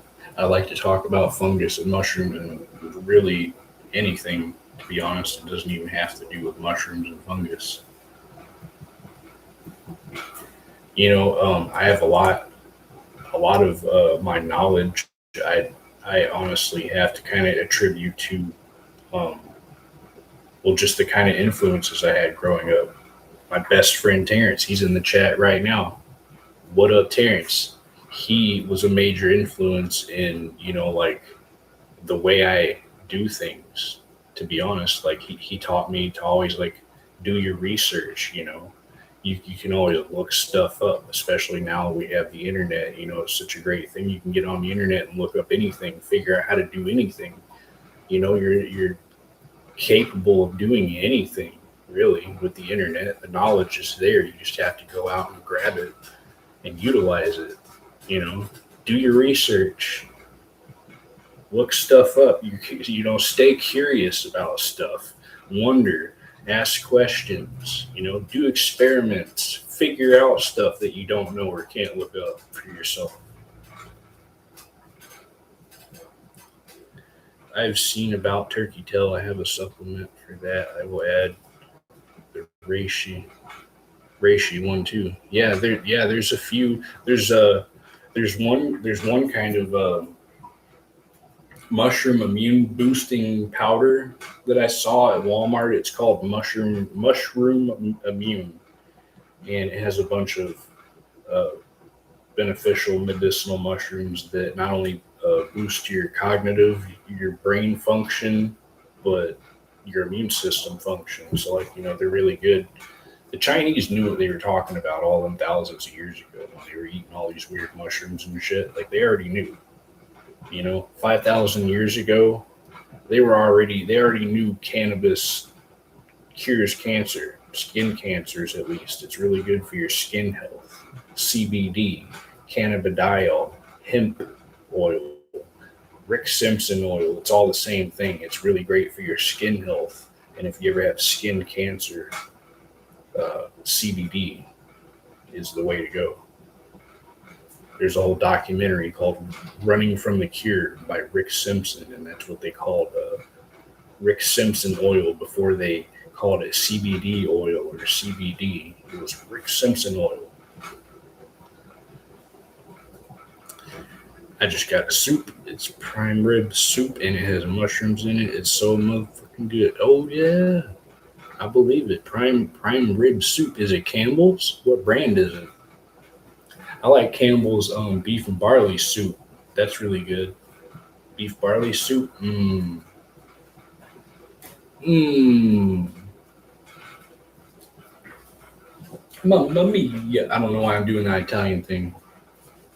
Maybe because I made Alfredo the other day. I did make some Alfredo with mushrooms and Alfredo sauce, penne, a bunch of tomatoes, garlic. Yeah, it was good. It's from a steakhouse out here. Heck yeah. Cheers, brother. Love you, man. Hey, I love y'all. Hey, I love y'all. Much love. I appreciate y'all being here. Like, this is a long live stream. I don't even expect y'all to sit through the whole thing. It's already been running for an hour and 40 minutes, and I'm surprised you guys are still in the chat. But hey, I appreciate it. Like, I still got a bit of stuff to do. Like, I still got to pull this agar out when it's done in, oh, it's already 10:11. So not long, like 20 minutes, 19 minutes. And I can pull it out, and I can take the jar and pour this stuff into some condiment cups. Normally I'd use some petri dishes, or I would make agar, what they call no pour agar, is where you have it, you already made the mix, right? Like, I made it in the jar, you saw that. But instead of cooking it all in one jar, there's another option you can do. You can take your other jars and you can pour a little bit of agar in each of your jars. Cap them back up. Put the ring back on. Cap them back up. Finger tight. Don't tighten them all the way. Finger tight. And then you can sterilize each one individually like that, so that when you're done, you don't have to take agar from one jar and pour it into anything else. All the agar pouring is done before you sterilize. So then when you're done, you don't need to open it up, pour your agar in, cap it back up, and do all that in the still air box. You just let it cool off and solidify. You come back later when it's cool, and you tighten the jar lids all the way down, because you want it to be tight after they're done cooking. That's the no pour agar technique, and that's what a lot of people do, and that's what I do a lot of times. Honestly, I either do no pour, or I would have my All American pressure canner that I would just cook agar in my Erlenmeyer flask, right? Or jar or whatever. My Douce bottle, cognac bottle, is what my favorite thing to use is for making agar and pouring agar, especially, is the Douce bottle. So I'll take that, and when it's done, I put it in my still air box, and then I can take that. I take the foil off of it, and then I start pouring my agar into my petri dishes or condiment cups or jars or whatever you got. You know. But I did recently have some autoclavable, meaning you can put them in your pressure canner and sterilize them, petri dishes from Micropose. They were plastic, but they're a new kind of plastic that you can put in your pressure canner and not have to worry about it melting or degrading over time. They stay intact pretty well. And so you can use these new autoclavable petri dishes, and you can do no pour in those, or you can just put them in an oven bag, and you can re-sterilize them when you're done using them, and you want to re-sterilize them for their next use. You put them in an oven bag, put them in your pressure canner, and then you can sterilize them. Only takes like 15-20 minutes at 15 psi, but it's cool because you don't have to have glass petri dishes. You can have plastic ones, and you can sterilize them in your pressure canner. Very convenient. The only thing is, with petri dishes, you have to have something to wrap them with when you're done pouring and they solidify. You have to wrap them up with parafilm, which is like stretchy. It's like a plastic wrap. But I recommend using grafting tape because it's basically the same thing, and it's a lot cheaper. So use grafting tape, what they use to graft tree branches to other trees. Grafting tape. We are here. We brought here DMX. So what are you making right now? Is the start of your mushrooms? Right now, I'm not really growing anything at the moment. What I'm doing is getting my agar ready to do some transfers and cleanups, what they call cleanups. So I have some liquid culture in a jar, some mycelium, and it's potentially contaminated, right? I don't know for sure until I put it to agar and test it. I don't know, but it looks like it could be. Just because it's discolored a little bit, that could just be because it's growing on grain water, which was cloudy and brown, and it can cause the mycelium. Once it starts to eat that, it can discolor the mycelium, so it might not even be contaminated. And if it is contaminated and it's still growing, it's still alive, it's just potentially contaminated. One thing I can do is I can put it on agar, right? And basically what you do, one method is you can cut a trench in the agar, right? A thin trench, outside of where your mycelium is starting to grow. All right, like I have some fresh agar. I take my liquid culture syringe and I squirt a little bit of liquid culture in that agar. It starts to grow. Whenever I see it start to grow, I go a little bit away from it and I cut a trench, like to cut halfway through down the agar. The cool thing about this method is bacteria contamination. When it comes to bacteria, it cannot make that jump across the trench with the mycelium, right? So the mycelium's growing on the petri dish, on the agar. And when it gets to that trench, it leaps out. It kind of just jumps across. It doesn't literally jump, it grows, it sticks out, it grows across that trench, it bridges that divide. And when it does that, it leaves behind the bacteria, the potential contamination. It leaves that behind. It can't jump that gap like the mycelium can. So then, when it starts to grow to the other side of that trench, right, you can usually take a little piece of that mycelium, clean without any bacterial contamination, and you can put that to a new agar dish and grow it out completely clean without no bacteria and no contamination. That's one method, right? I've never actually used that method, but I know people utilize it and I've seen people use it.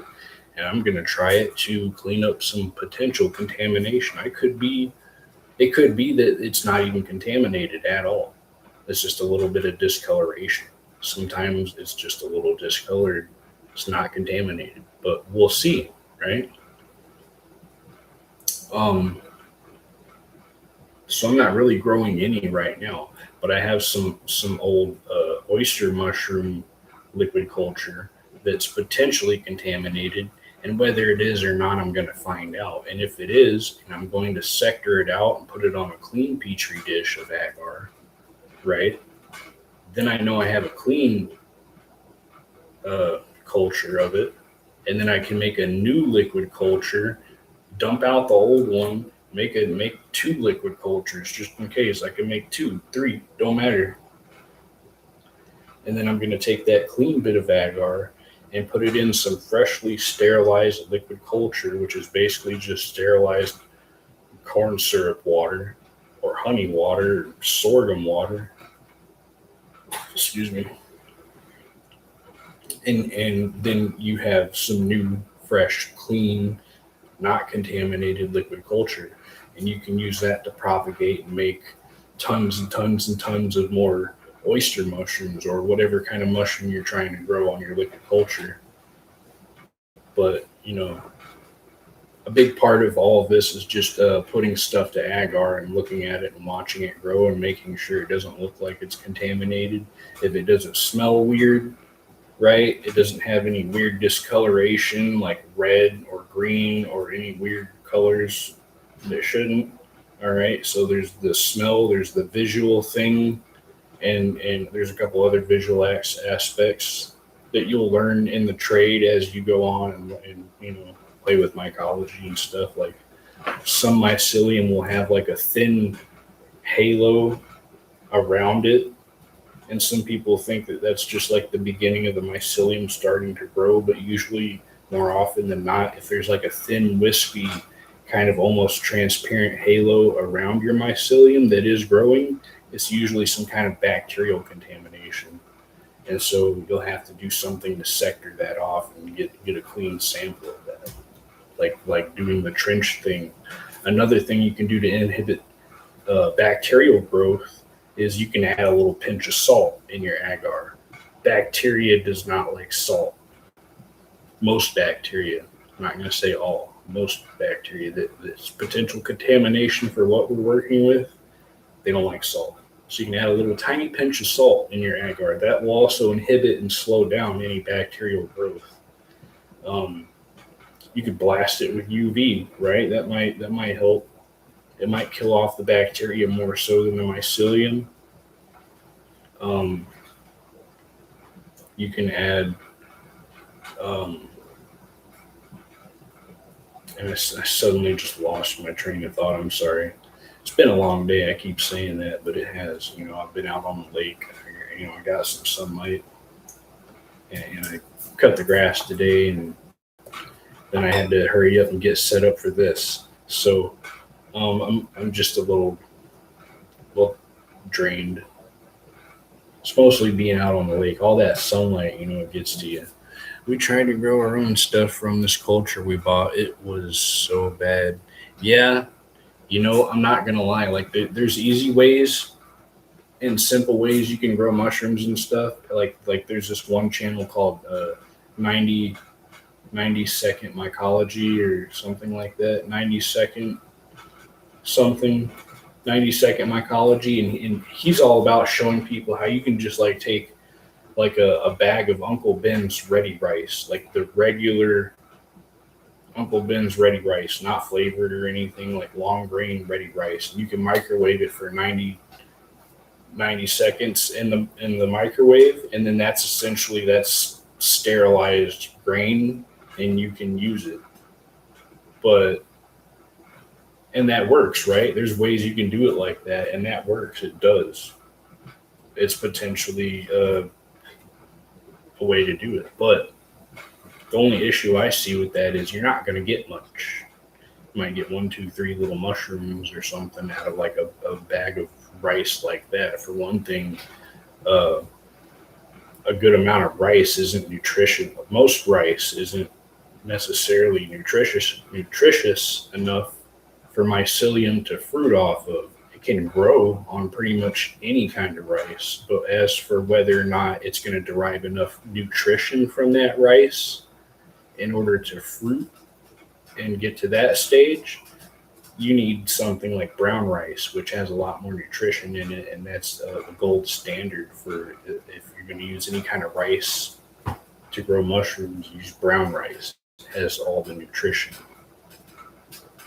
Um, and there's so much room for error in mycology. Like for years, I didn't understand the simple concept of like relative humidity and how much that can make a difference and how much that plays a role in like the fact that, let's say you're growing your mushrooms in a humidity in a monotub in just a tote, right? You have to consider the relative humidity, meaning it's going to be 2 to 3 degrees warmer inside that tote or mushroom tent or whatever you have that you're growing your mushroom inside of. It's going to have moisture, it's going to have humidity. It's always going, as long as you keep it uh, moisturized with plenty of water, humidity, and you don't let it dry out. That's like another thing. You make sure your tubs don't dry out.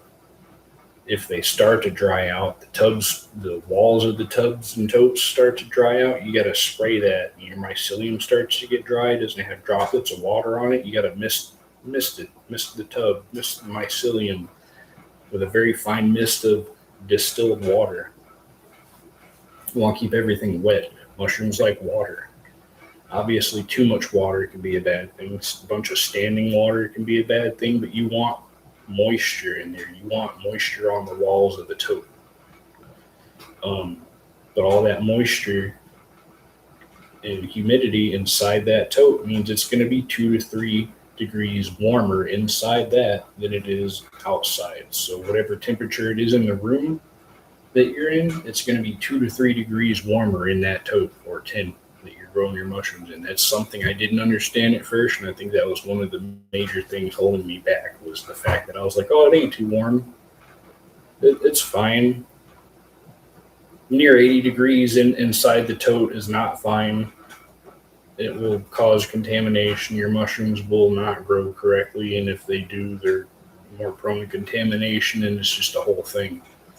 Uh, there are certain stages where you want your mycelium to grow slower and sort of constitute and grow more resistant to contamination.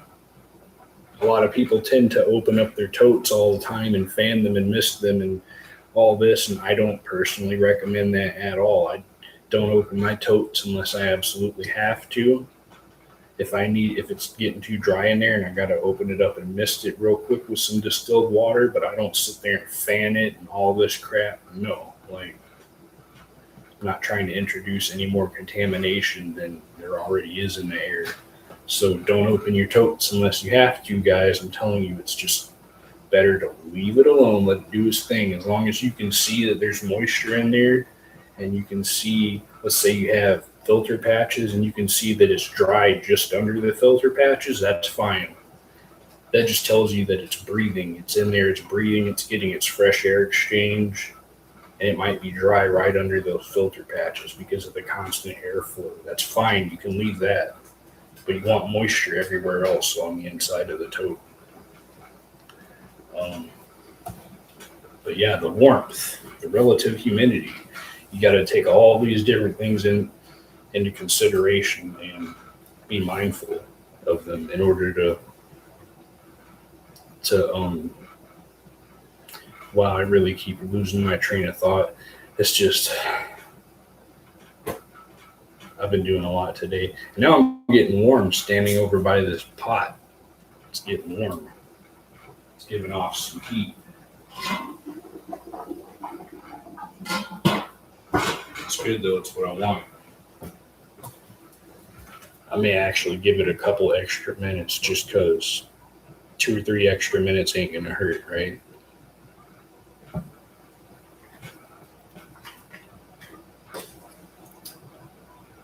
All right. I don't know if you guys actually got to see this at the beginning of the stream, but I have this Marlboro. Don't worry, I don't smoke anymore. Not cigarettes. Marlboro. It actually says Man Loro, and it's a scale. Isn't that cool? Looks like a pack of cigarettes. Is not. It's a scale. Even got a fake pack of cigarette cart. A fake pack of cigarettes to put it in. Crazy. I like it. I dig it though. I forgot to ever cross-reference my scale with this hanging postal scale, but I had already tested it. It's accurate. I just meant to do it for the video. I like these postal scales, old school postal scale. Pretty cool.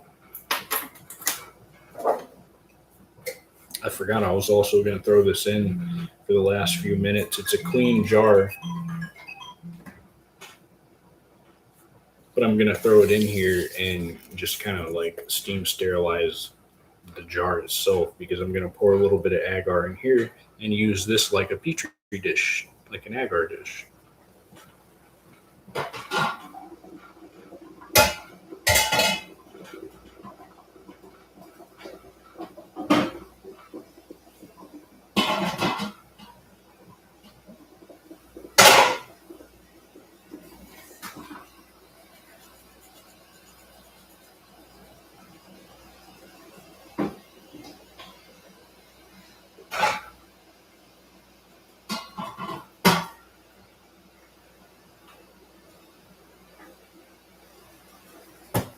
All right, a few minutes away from being done. And then I get to take it up, put it in the still air box, and get ready to start pouring the agar out into some little condiment cups, ketchup cups, whatever you want to call them. These are actually for jello shots, but I mean, it's all the same thing. It's a container to put stuff in.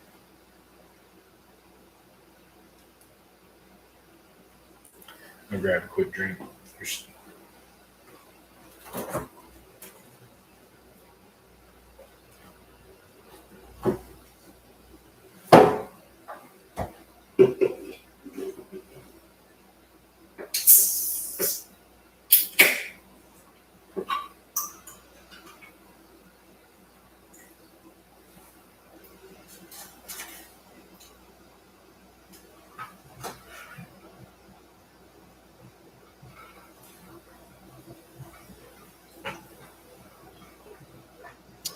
Michael, go.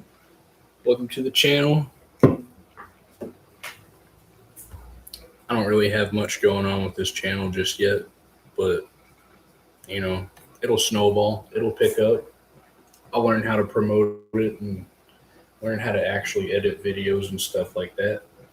The only thing I've done so far is learn how to make a cool logo or some cool thumbnails based on AI generated images that I thought of.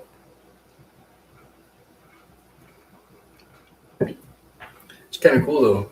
It's fun to kind of have something else to do that I've never done. YouTube. I'm officially a YouTuber now. I never would have thought.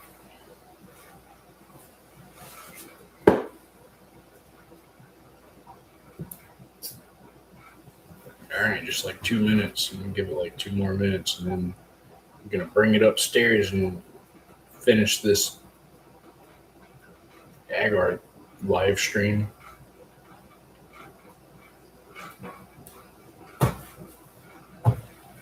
Thanks for hanging in there for 2 hours already. I appreciate it. Appreciate you guys. 2 whole hours. That's a lot. That's a lot of time. It's longer than most movies.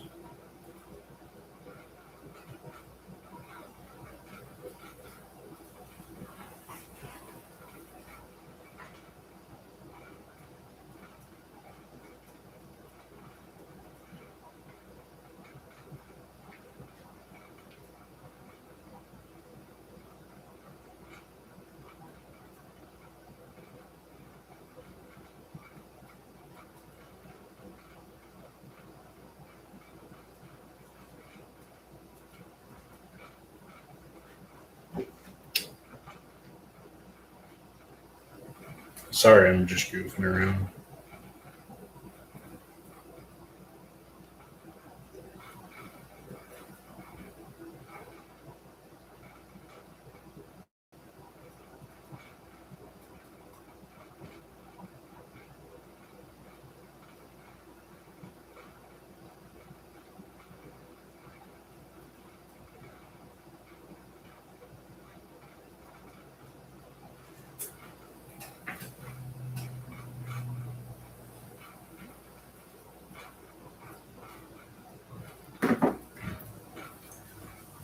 Michael, go.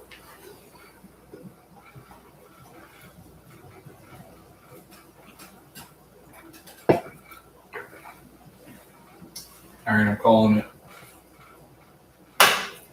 it. Turning it off. The heat is off. The agar is done.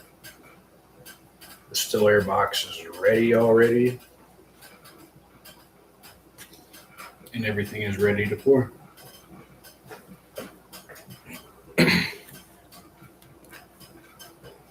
So,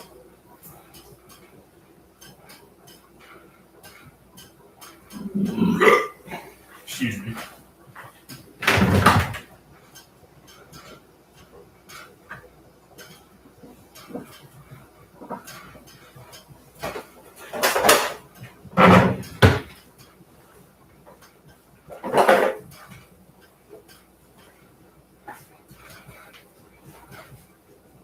Got my pot holders.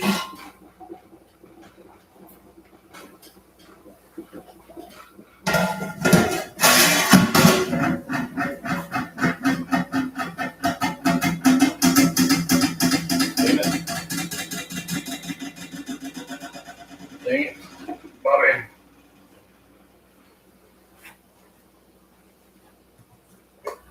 Oh yeah, you also want to be careful grabbing your hot jars out of the pot. You don't want to set them on a really cold counter or cold surface because like the thermal shock.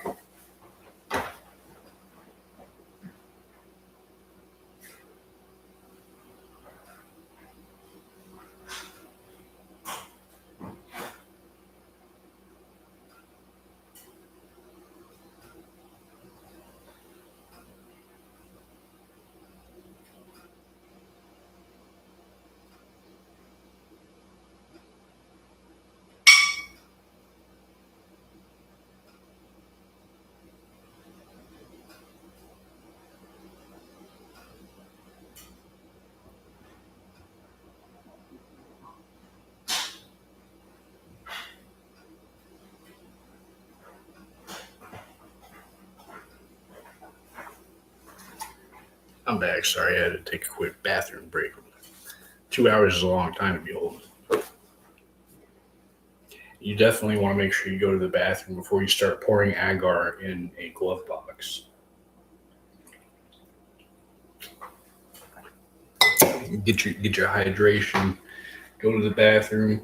Cover all your bases because it might take a minute to do your agar, and you won't want to be going in and out of your still air box while you're in the middle of doing this because contamination risks.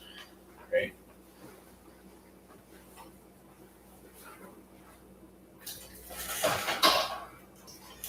Going to tighten my jar up now that it's done cooking.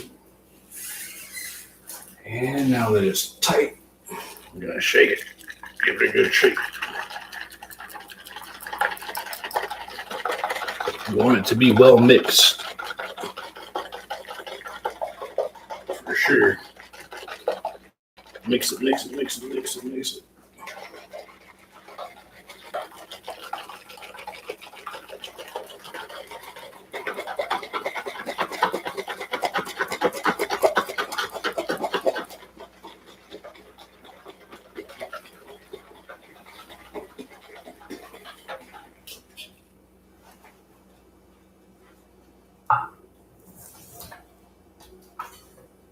So most of the time, it seemed like the temperature was just under 225. So I want to say like 215, maybe.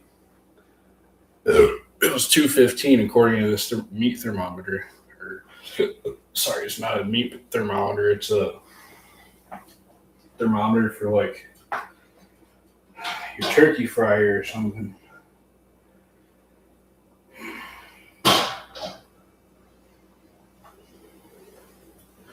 All right, now this jar is nice and clean and sterile. We can use it.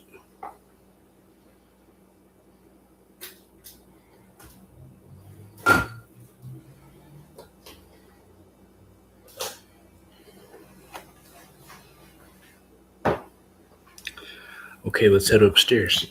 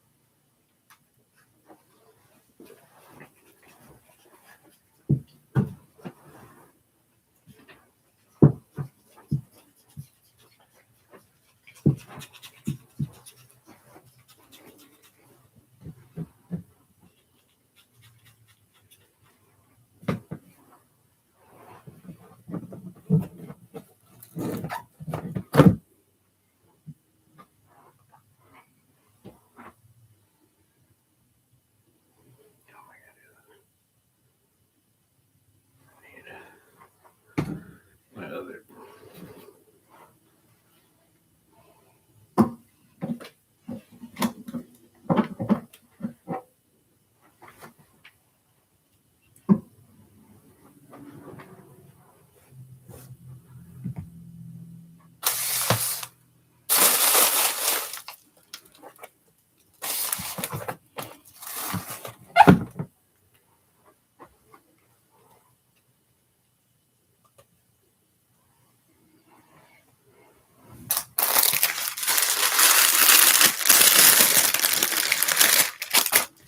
Got my masks.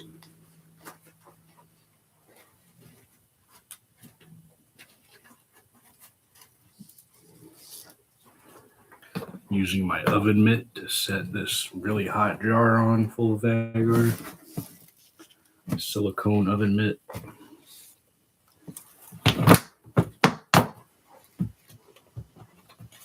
Normally I'd have like a big tray in here, like a flat tray to keep everything level, but sometimes you gotta work with what you got, right?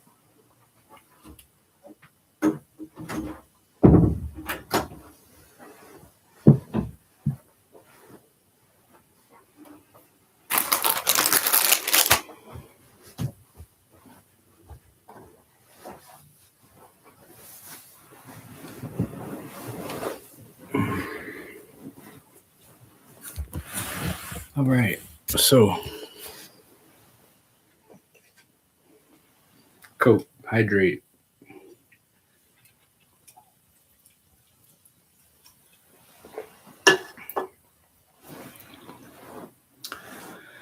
Just went to the restroom. That base is covered. All right, because I don't want this all to be for nothing, I'm going to wear my mask. I usually don't talk while I'm doing this, but I will communicate with the chat and I will talk and everything because I'm working in a still air box and I have a mask on. It should be fine.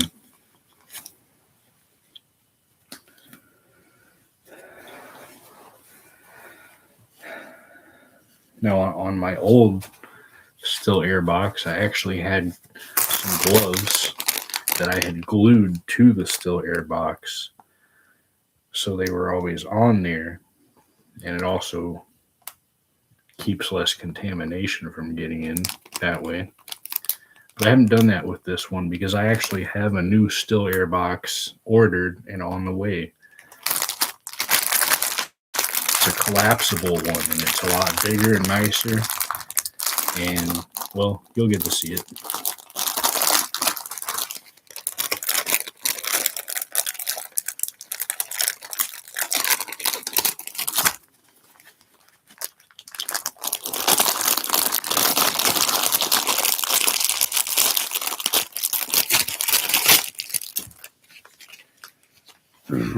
Got some dishwashing gloves.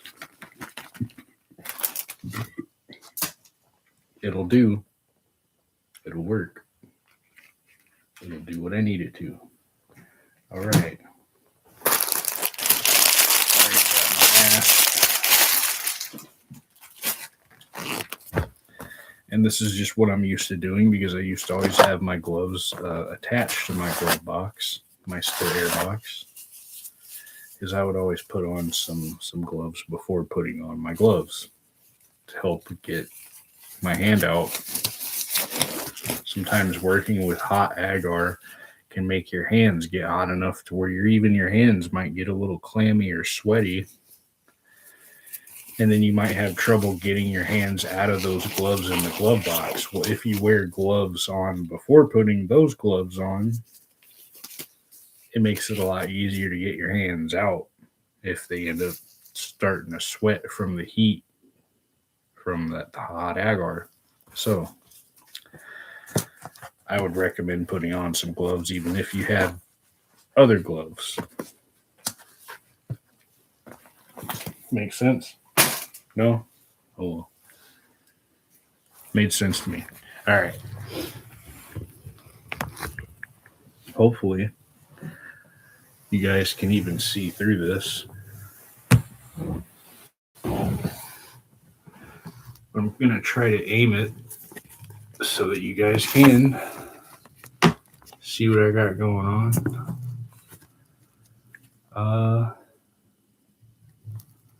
And normally I would have a light, like a little cheap Dollar Tree or Dollar General flashlight.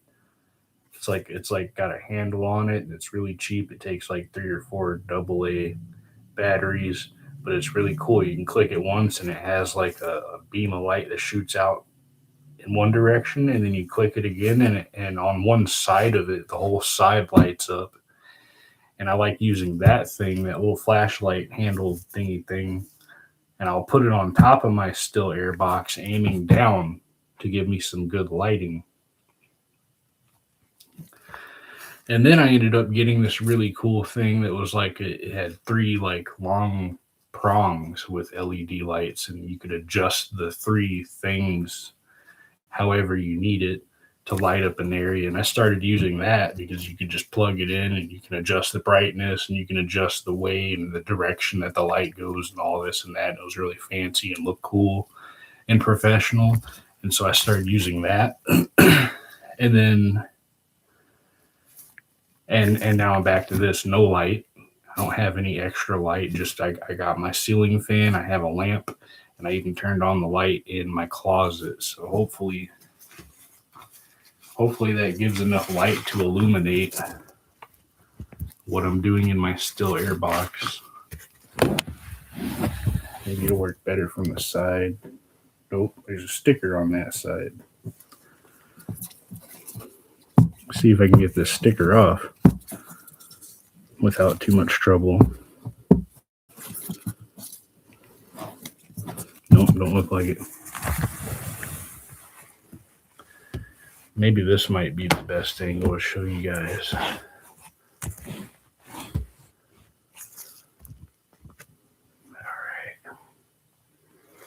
All right, well, I got to start pouring soon before this stuff cools off to the point where it starts solidifying. So I'm gonna start pouring. If I neglect to answer any of your questions in the chat for a minute, I'm sorry. I can't see the computer very well from where I'm at.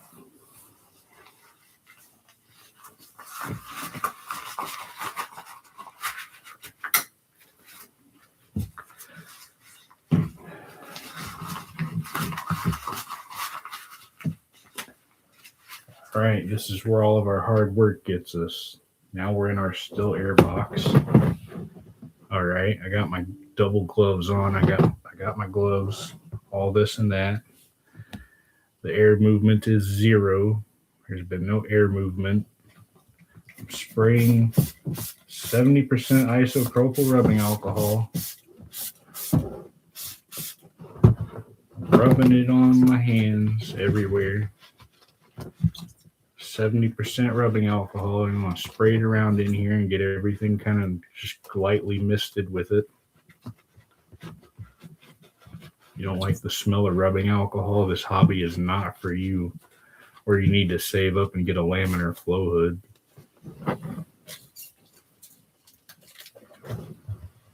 I'm not saying I like the smell of rubbing alcohol, but I find it tolerable enough.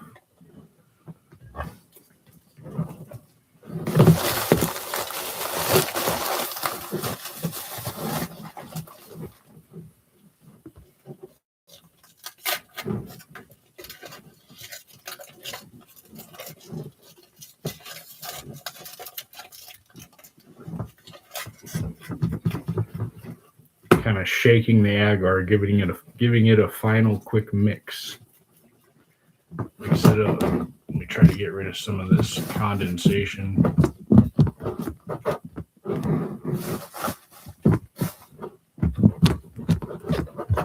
That's normal. You'll get condensation on the inside of here. It's why it's recommended to have some kind of light to point down in here, like a flashlight, bright LED flashlight or something. All right. Cool. Now I'm going to unscrew my jar of agar. Actually, first, I'm going to undo this jar that I sterilized in the pot really quick.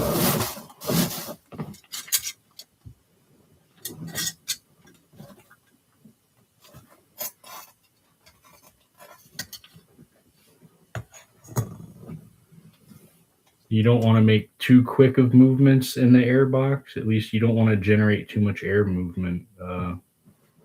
It's not recommended.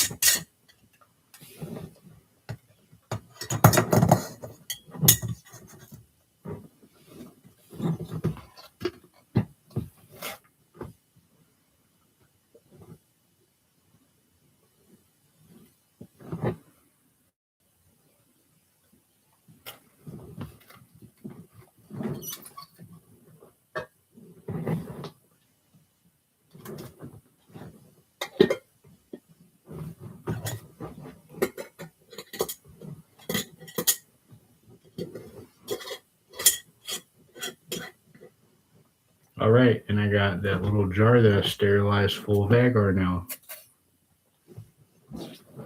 Just so you guys can get the gist of it, you know. You can use jars like that.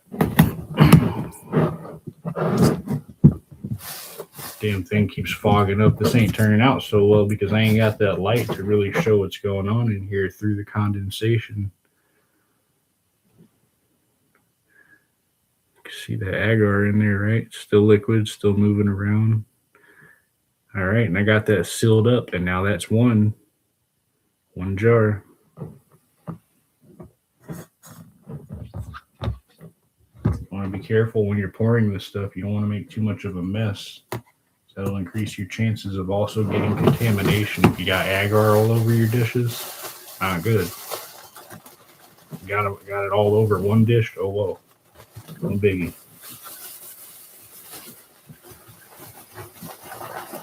Now I'm getting out some of these condiment cups.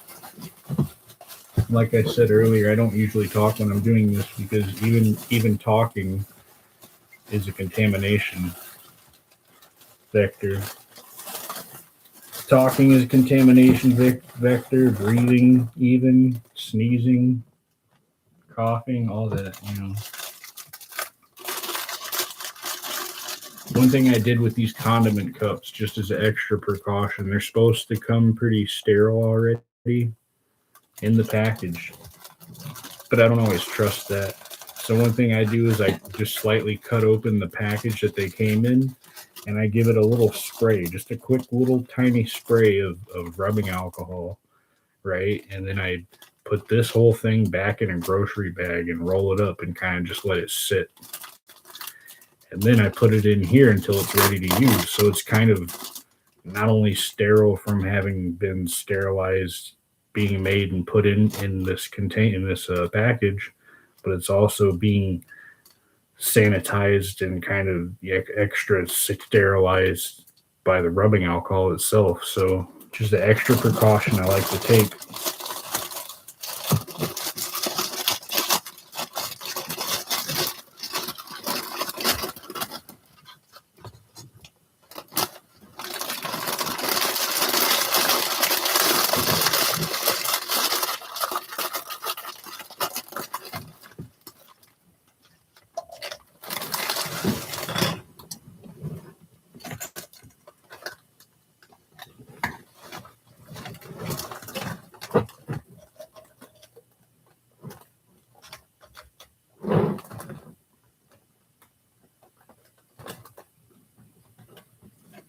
Also, you don't want to pour this agar when it's so hot that you can't even touch it with gloves on.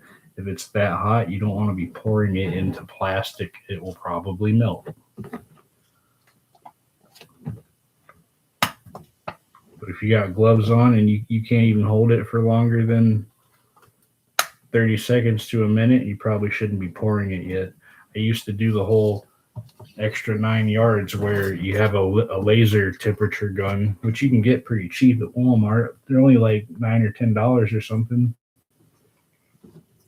And you can use that to point and check the temperature of whatever you're trying to read, right?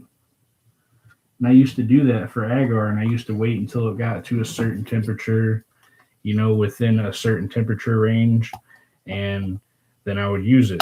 I don't really do that anymore because when I used to do that, a lot of times it would end up having a chance to start to solidify. So I was kind of waiting a little bit too long.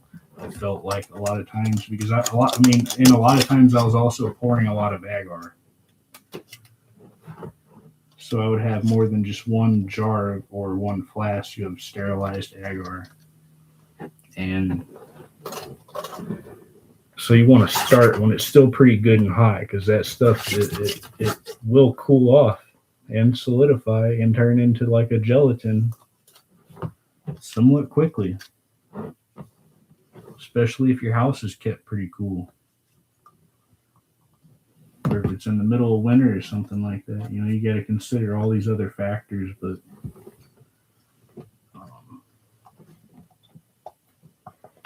I don't usually like using condiment cups. You got to be very careful.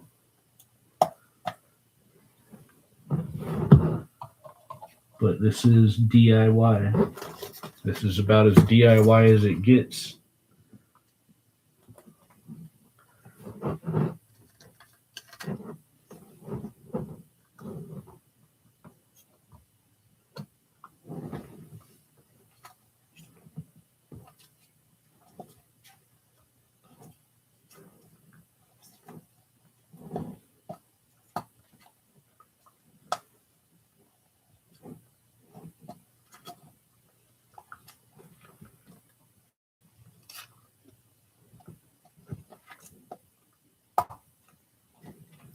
Okay, this one just doesn't want to go on properly.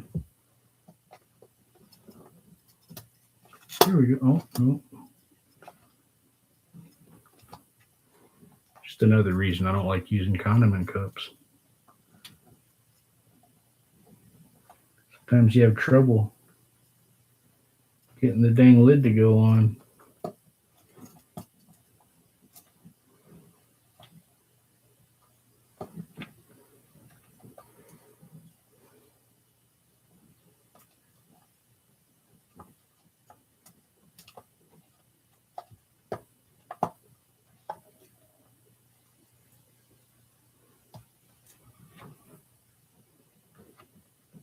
Did I finally get it? Okay. Hallelujah. Praise Jesus.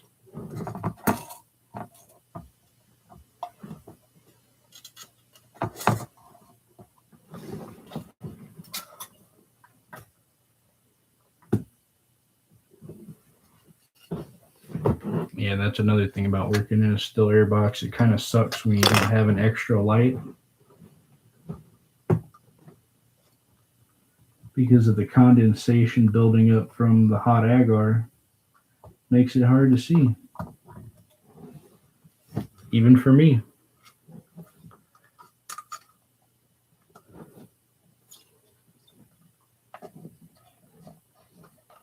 Being able to see what you're doing well is helpful.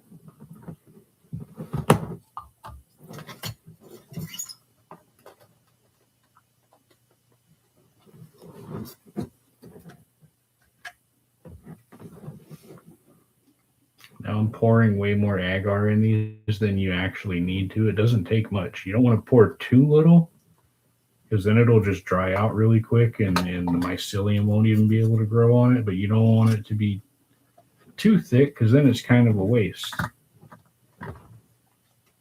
Like anything else, you got to find that happy medium, and there is a balance to maintain always.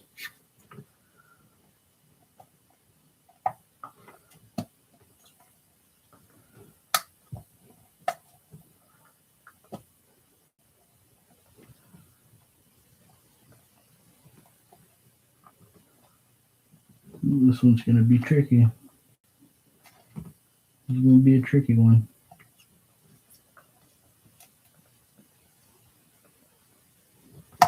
Aha. Tried to be.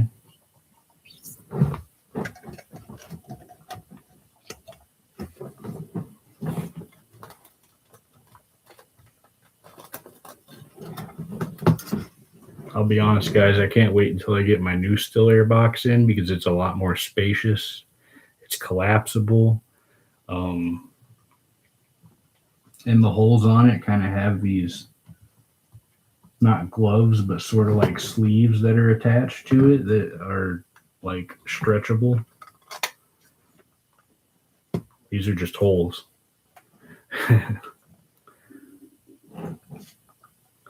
But I've seen people do it where they don't even cut any holes in it to make it a still air glove box or anything like that. I've seen people just take a tote and kind of stick their hands under it, having it hanging over like the edge of a counter or something and using it like that. And yeah, that's doable. I guess you can do it that way, but I wouldn't recommend it.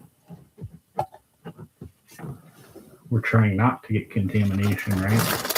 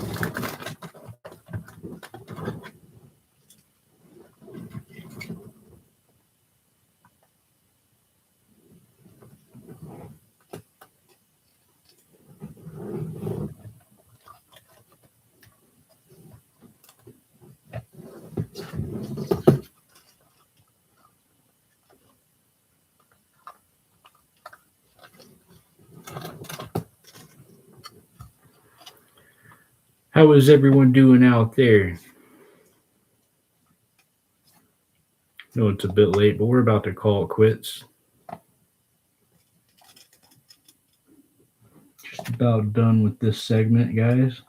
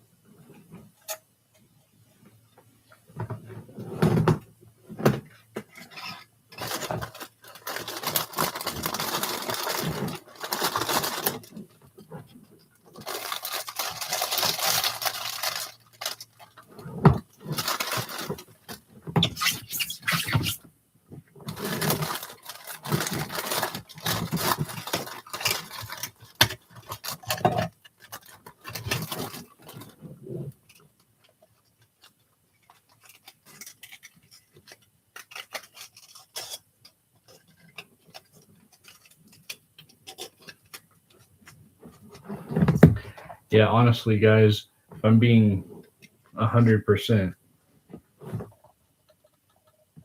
this is one of the few things that you may not want to DIY.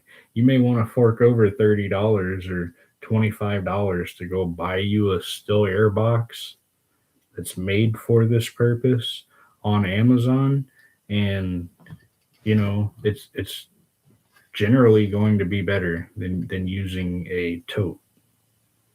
But you totally can use a tote. It does work. It's more contamination prone, but it does work.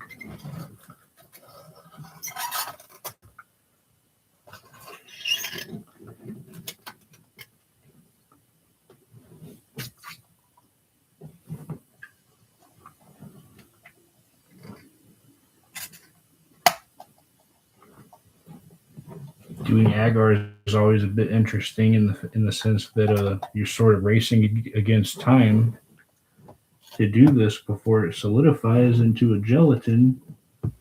But at the same time, you don't want to go too fast, because if you go too fast, you generate air movement. You end up contaminating your agar. So you don't want to go too fast. You also don't want to go too slow. You got to find that sweet spot.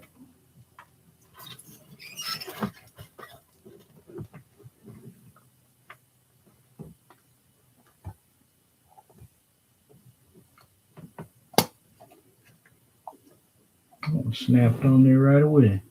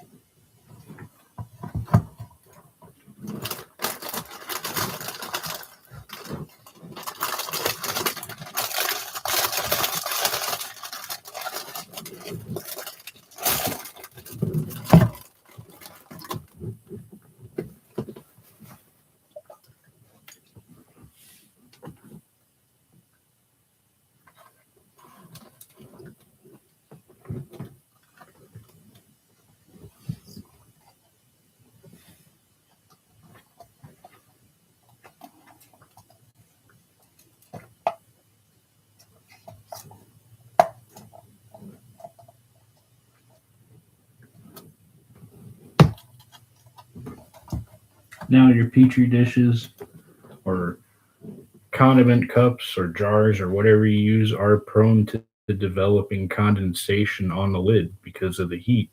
You pour it in there hot, the heat rises, it forms condensation on the top. A lot of people like to complain about it and say it's contamination risk and all this. There's a simple fix. Okay. While they're still hot, but while they're still a little bit warm, but they're solidified enough that you can turn them upside down, do that. And the condensation will go to the agar rather than to the top of the lid. Another tip is just to stack them. That also helps reduce how much condensation you end up with.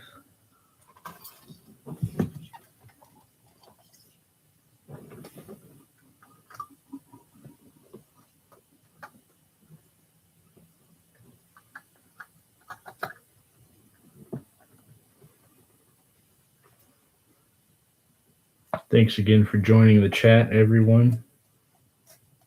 I hope you enjoyed the show. It's not quite over yet, but we're getting there. I really, really, really appreciate everyone that showed up. I'm finally not just talking to myself the entire time. Of course, I still can. It's no problem. No biggie. Ha, biggie.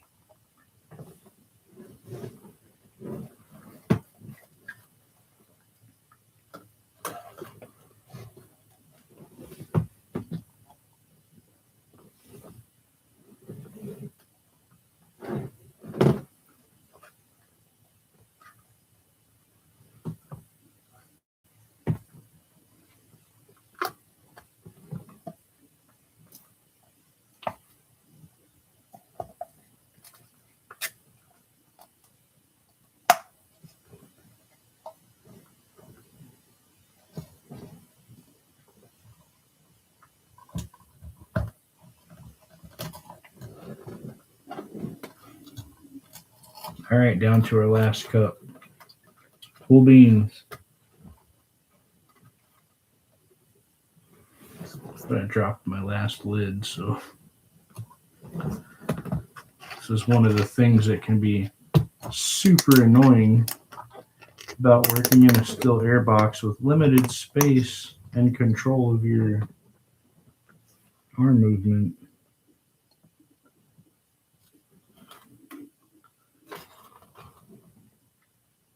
But all that's going to be a problem of the past pretty soon.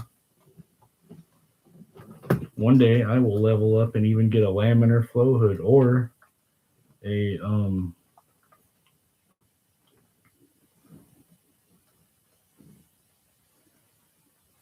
get a laminar flow hood, or I'll just DIY one like Gordotech and make one myself for cheap. I think the most expensive part is just getting the HEPA filter and maybe the fan.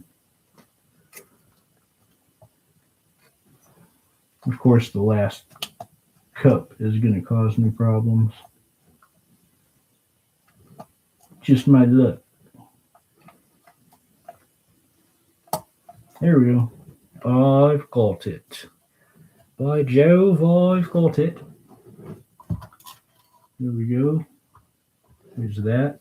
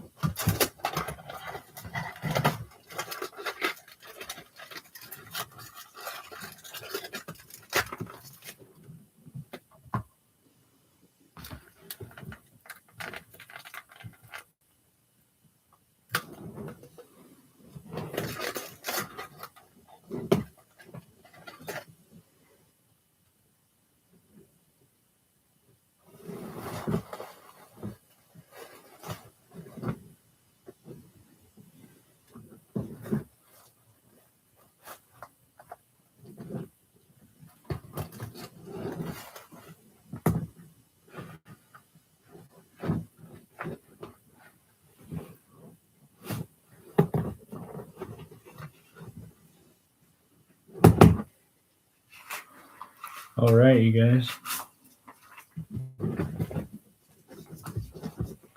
I got the good majority of the agar poured out. My hands definitely did get sweaty by the end of that, so there's that.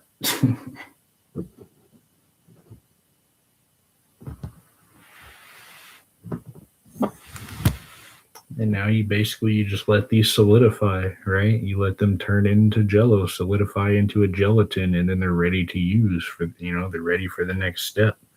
So you obviously don't want to use them while they're still hot, liquid, or still pretty warm, because that will just kill your mycelium or spores or whatever you're trying to use or grow on it. So let them cool off completely to room temperature, and then come back and they're ready to use however you wish. All right, and that was the second ever video of a Myco Go Go Go. And thank you for joining the channel, everyone. Really appreciate it. I want to say on our next video we will be doing maybe some grain prep. Maybe we'll do some grain prep. I'll put my thinker on it.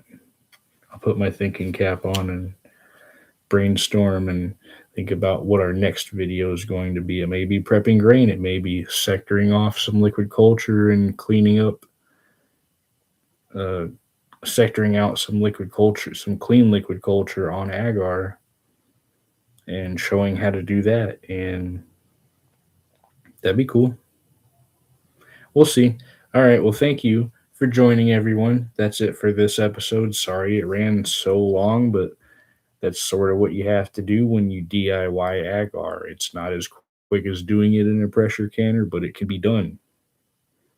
Just requires some patience. All right. Thank you, everyone, for joining. I'm going to end the stream at that. And thank you again for joining. All right. That's our video. Very long one. Myco Go Go Go. I'm Blaze. Nice to have you guys. Thanks again for joining the stream. Catch you next time.